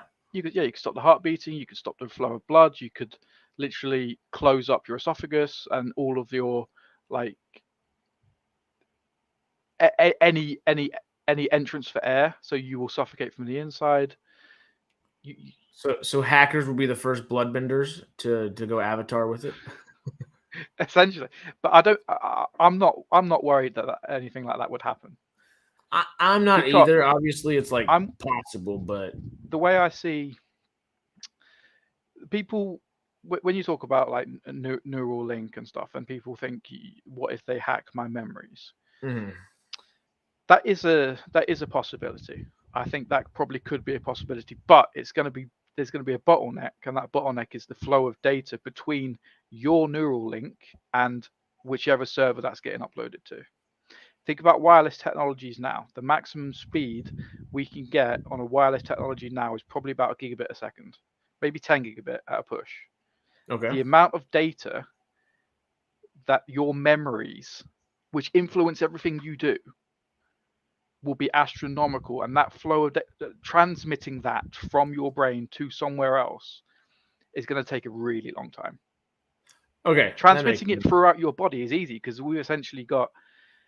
I was talking to you about like cabling yesterday, Cat 6, Cat 5e. Yeah. Essentially, the throughput is determined by like how it's all laid out and how much data it can transmit at any one time. In our bodies, it can transmit things really quickly. I can think in an instant and click my fingers because my brain told me, even though my brain's up here, my hand's over here. Like it just does it instantly. But if you're trying to get that information out, we're then going to have to be relying on human-made technologies, and it's going to have to be wireless. And the receiver for that is going to either have to be really close to us, because with wireless technologies, if it's a higher frequency band, so with your phone, for example, you've got 2.4 gigahertz and 5 gigahertz. 2.4 gigahertz is a lower frequency, but it you can actually access it at a much wider area because it spreads out. The higher the frequency, the lower the area it can transmit. Okay. But the higher the frequency, the more data you can transmit. It would have to be a case of essentially you either have a machine literally on you that transmits the data, which is plugged in somewhere, or there is a device everywhere which is transmitting at such a high frequency, but the area of its effect is going to be so small. So I'd literally have to be like up here for it to transmit. If I go over here, it's going to be a little bit slower. If I go over here, it's going to be a little bit slower. I think the point I'm making is you getting the information out is going to rely on human-made technologies, and we are nowhere near the technology to have such a high frequency and a massive data throughput in a wide area. We'd have to invent a new technology for that, because everything works through hertz and gigahertz at the moment. If they went through to like terahertz, that's going to be a really fast way of transmitting data, but the range that it's going to be transmitted is going to be so small compared to like 2.4. You can probably every router, every Wi-Fi access point is either going to be transmitting at 2.4 or 5 gigahertz. Yeah. 2.4, you can probably have one access point in your kitchen, and it will reach all around your house. But if you transmit that 5 gigahertz, you might only reach the next room. So you need another access point to piggyback. So they would literally have to invent or distribute these receivers and transmitters to go everywhere in the world for this to be a problem. And Aaron just said existing cell towers, like the base of the network already exists, but that's it though. It's just the base of the network. They'd have to still cell towers operate on 2.4 and 5 gigahertz frequencies. That's okay. 5G is. I think actually 5G operates on, I think it's 6 gigahertz, which is why if you have a 5G enabled phone, you know those massive like they're ugly 5G receivers. You see them everywhere in the streets. If you're next to one of them, you've got super blazing fast internet, but you go halfway down the road and there isn't one down that side of the road, your speed gets really slow. LTE seems like 3G now to me just because of that. Yeah. You'll default to 4G, which is on the 5 gigahertz frequency, which is a much broader range than the 6 gigahertz. And then if you get out of range of that, then you'll go on to 3G, which operates on the 2.4. But the throughput and the amount of data that you can transmit on those respective frequencies diminishes the lower you go. Yeah. Okay, this doesn't necessarily pertain to that. It just pertains to the ugly cell towers in the U.S. to combat that. I don't know if they're doing it there, especially out here in California. I see it frequently. Is they have fake trees out of the cell towers, so they make fake trees out of them, and I guess birds can still like nest in them and all that kind of stuff. It's less dangerous, but it it trips me out. I'm like, someone's trying to trick me, and then I just look at it. I'm like, okay, no, that's just a cell tower. But in the UK, I think they've tried to make them kind of blend in, and they don't look awful. They're not like the regular network towers where them big, massive metal buildings. They're literally like giant red thing just beeping. Yeah, they're probably like 15 feet high. Yeah. They're full white. They look like a modern art installation. Like they don't look awful, but you see them everywhere now. They do look out of place. I think that's my problem with them. They don't look awful, but they look out of place. But essentially, if you're going to transmit that data from a Neuralink to a server somewhere, and it's going to be a massive amount of data, you're going to need devices like that, but literally everywhere, in everything, in the floor, like in the roads, in absolutely everything, because essentially it will just be transmitting data from one to one to one to one to one until it gets to its destination. Yeah, kind of like these things. Yeah, exactly that. Yeah. Is that better? Yeah, where's that one on the bottom, second row, second image on the second row. This one? Yep. So that's what shells look like typically. We have ones like that. Yep. Oh, that's Houston. No shit. Wow. So that second one on the first row, that's obviously your regular, what you would imagine a cell tower to look like. Maybe a little bit uglier if it's like an older one from like the 2G, 3G days, which has been retrofitted to have 4G. That doesn't look too bad, actually. That's not bad at all. The ones I'm talking about are kind of like this. Like this. Oh, yeah. Or there's even... yeah. This I see all the time out here. I see this all the time out here. Have they built that around a tree? Oh, yeah. No, that's a real tree. But the ones I see aren't a real tree, and they're just made to look like it. But they look like this. They have those little like palm kind of leaves coming off of it, kind of deal. And those don't look half bad, honestly. You notice them because they're taking up a spot of the space that usually isn't taken up. There's incentives for governments now to put more of these devices in more areas because it increases the speed and people can use 5G, and obviously that's great for everyone because we can access high-speed internet when we're out and about. The problem is it costs money, and it's going to take a really, really long time to implement all of these 5G towers because it's such a narrow field that it can transmit. They need more and more to make them more accessible. They're pretty accessible now. But if when 6G comes out or 7G or whatever, they're going to need lower frequencies, which are going to mean they're going to need more devices to transmit. Because if you think about your 2G network, that could operate across an entire city. You could have one 2G tower, and you could go from one side of New York to the other. Yeah, that's like whenever you're way out in like West Texas or like something like that. I'm just bringing old camping kind of things in mind. Like you might have like that 2G or 3G kind of thing, but it's like one little bar, and it works it's going to be one little bar in your entire area kind of deal instead of like you legit get closer and see the bars going up. Obviously, we're all used to that, but it's much less frequented compared to like obviously a city like this. The best way I think actually that describes it is a water sprinkler. So a water sprinkler sprinkles the water out in a spiral which goes in a massive vicinity, and it reaches the outskirts, but it doesn't water the plants as well on that side as it would in the middle, where the water is flowing quite freely. That's essentially how these towers work. It's just broadcasting out in a massive circle. Whoever's closer to it is going to get a better signal. Whoever's not isn't.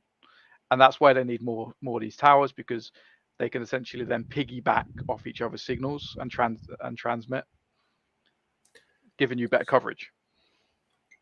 So essentially, if we bring it back to the Neuralink and the hacking stuff real fast, if you're living in a city, you're a lot easier to you're much more liable and likely to get hacked than you are to be than if you have Neuralink in like the countryside or something. Yeah, assuming they have the technology to Just in transmit vast accessibility. amount of data in an instant in a city. Yeah, if you were in this, if you were out in the sticks that didn't have this infrastructure, then yeah, you'd be safer. Interesting. That's cool though. I don't know exactly how to rope it back into, but I remember what Aaron was talking about earlier. Was just because we were I'm gonna saying have to go in a minute. oh yeah, we just hit 2 minutes or 2 hours. Well, okay, we can talk about this on like a smoke stream or anything anytime. Real quick though, do you have any thoughts on Elemental? Disney's Elemental that's coming out this weekend. Are you gonna go see it with the kiddos or anything? I can't say I've seen much about it, to be honest. It's the one. It looks almost like an immigrant story going into like a Western country kind of thing, but they've kind of turned it into the elements instead. So there's like fire people, there's water people, there's like ground people, and there might be air people. I'm not sure. There might be a couple other things, not entirely positive, just from the commercials and stuff. But the main premise of the story is like a fire girl and water boy fall in love, and yeah. And they have some things that they can do together, some things they can't do together. They're just trying to navigate, I guess, burgeoning love in a world where it is, isn't it? Yeah. Yeah, it's Pixar. It's the lowest rated Pixar film ever. Actually, maybe I think it's higher than Lightyear now, because Lightyear was like by far the lowest Pixar film ever. This was like 50% when it came out, or even less. And now I think looking at pictures, it reminds me a little bit of Inside Out. It's kind of got that feel. I still haven't ever watched Inside Out. Uh-oh, something just fell behind you. Yeah, I don't know what it was. I don't care. Yeah, no. Elemental looks decent. Oh, it was that. What was that? It was my poster. Yeah. I thought it was in front of me. I heard something. Shadowed or something. It's because my fans on it blew the poster off. Aye. Well, I mean, Elemental looks all right. I'm gonna check it out tonight too. I'm gonna see that at like 7-ish tonight. I think I'm gonna go see The Flash at 3 at 40X. I think in Sherman Oaks is my guess. Are you seeing that today? Uh-huh. Okay. You have to tell me how it is. What's your poster of? It's Doctor Who. But of course. The fire people in anger from Inside Out. Yeah. Those things kind of, I think they correlate fairly well. I'm intrigued. It looks decent. I'm gonna go see it. I'm gonna go see The Flash baked as a cake, and I'm gonna have a great time, because if I'm in a 40X seat, but my thing is, I'm so bad. I will follow. You know how much I love movies, but if I sit in a dark room for like 30 minutes, I can just nod off like nobody's business. The 40X stuff legit just keeps me awake. It's just like what time is it now for you? It's 12:50, so about to be 1. Okay, so you're about you're 8 hours behind me. So you say, when are you seeing The Flash? 3 o'clock. Yes, 2 hours. It'll be 11 p.m. for you-ish, right? Because it's about to be 9 o'clock. PM. Okay, I'll be asleep by then. When you've seen it, text me. I want to know if I was right about other bands. Eobard? Okay. Yeah. Okay. Okay, I can do that. I'm done. I mean, I'm down. Not done. I'm down. Oh, for God's sake. That's down. And David Tennant needs some help there. Maybe it wants to go the other way. The other side is a Dalek. Oh, no shit. That's cool. Oh. Yes, I will have a great time seeing those movies, Carrie. Real quick though, I don't want to keep Matt too long, because I know you probably got to skedaddle a bit, but should I end this thing? My kids are about to go to bed, so I'm gonna have to jump in a minute. Aye. Should I end this thing with the smoke stream? Yeah, go ahead.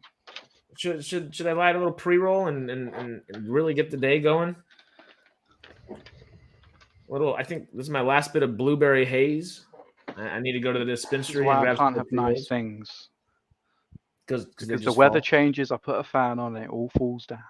The weather changes, the glue starts getting hot and starts melting, and then the fan goes on and starts pushing it off the wall, and it's just an amalgamation of things. Yeah, I think the blue tack. What do you guys call this, by the way? This What? blue tack. Putty, a little tack, like Oh, you call it putty. Yeah, either I putty think or that tack. has that melted in the heat. It makes sense because it is y'all are not used to the type of heat y'all have right now, which I don't envy it. I moved to California a little bit to get out of that heat, so I don't envy it. But we light a little blueberry haze. Yeah, blueberry haze. That's right. Yeah, no. You got to let me know whenever you do have the chance to go see something in 40x. Though you got to tell me what the first thing is because it's got to be special. Okay. It's got to be special.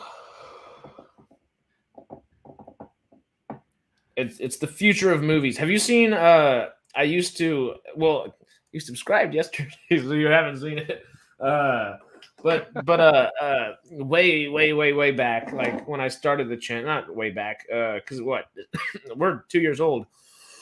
MCubed is a whole year older than Sidetrack, and I've put How is so it? much effort and work into it. I've fucked around on here for a long time, but now we're putting the effort and work into it. But the old stuff was still good and stuff. I've just But you found my know, nearest 4DX cinema. It's in Cineworld, which is in Sheffield. I ain't going to Sheffield. how far is that? Probably like an hour away Oh yeah, by train.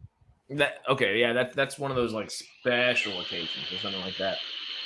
But I guess the for I'll give a Right quick now, little Kerry, spiel. it's 22 degrees.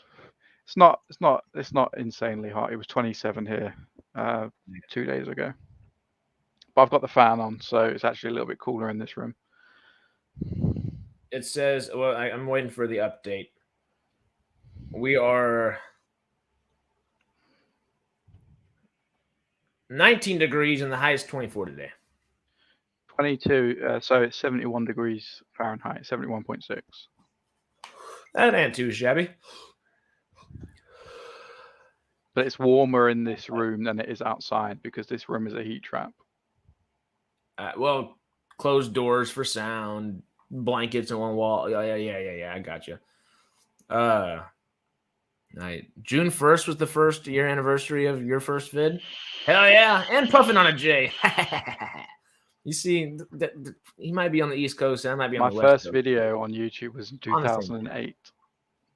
You said 2008? 2008. I was still in school. Yeah, you would have been 14, 15, huh? 16, something like that? 15, yeah. Okay. Damn. You've been going at it. Yeah, my first channel, which was called Hello, It's Master Hulk, that started in March 2009.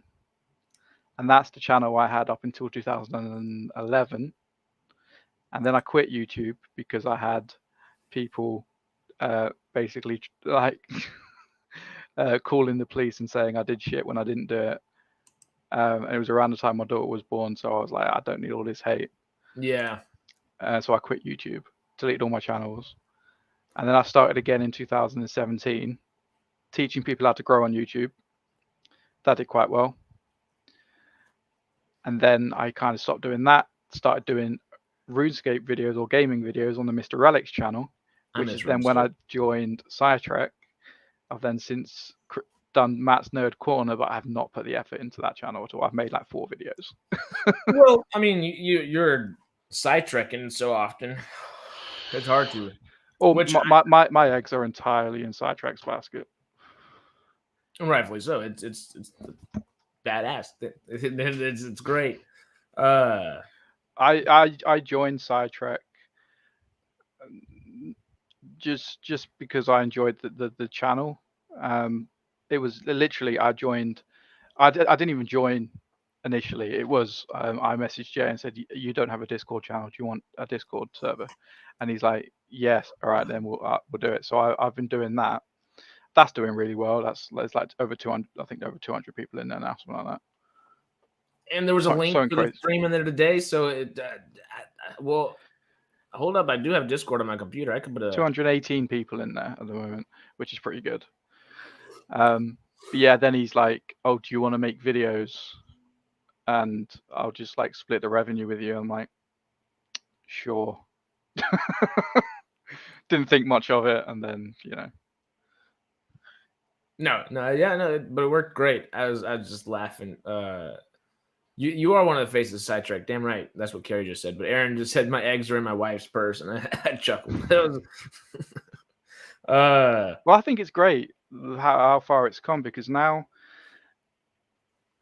like, I made a video on sidetrack. The last video I made was my depression video.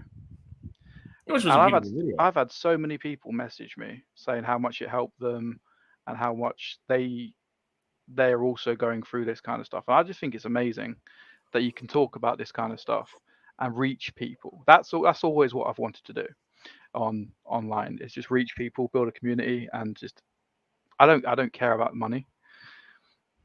It's like, the communal like Jay makes way more than me, because he makes most of the videos. He takes like most of the money.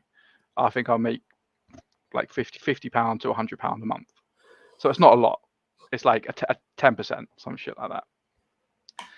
The satisfaction I get of knowing that I can go on a video, say something, and affect someone's life was like, it's great. It's amazing. And that was a really good video. Carrie just said it was impeccable. It was. I love that video.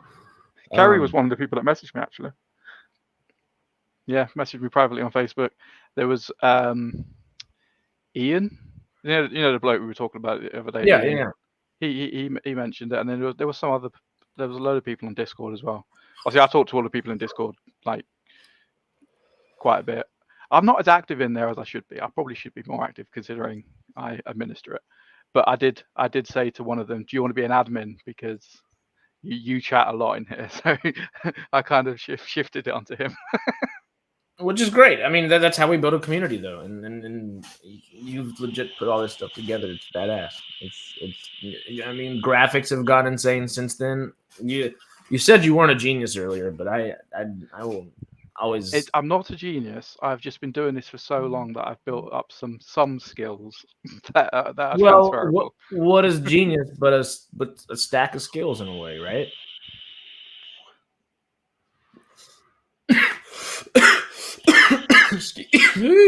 Hold up.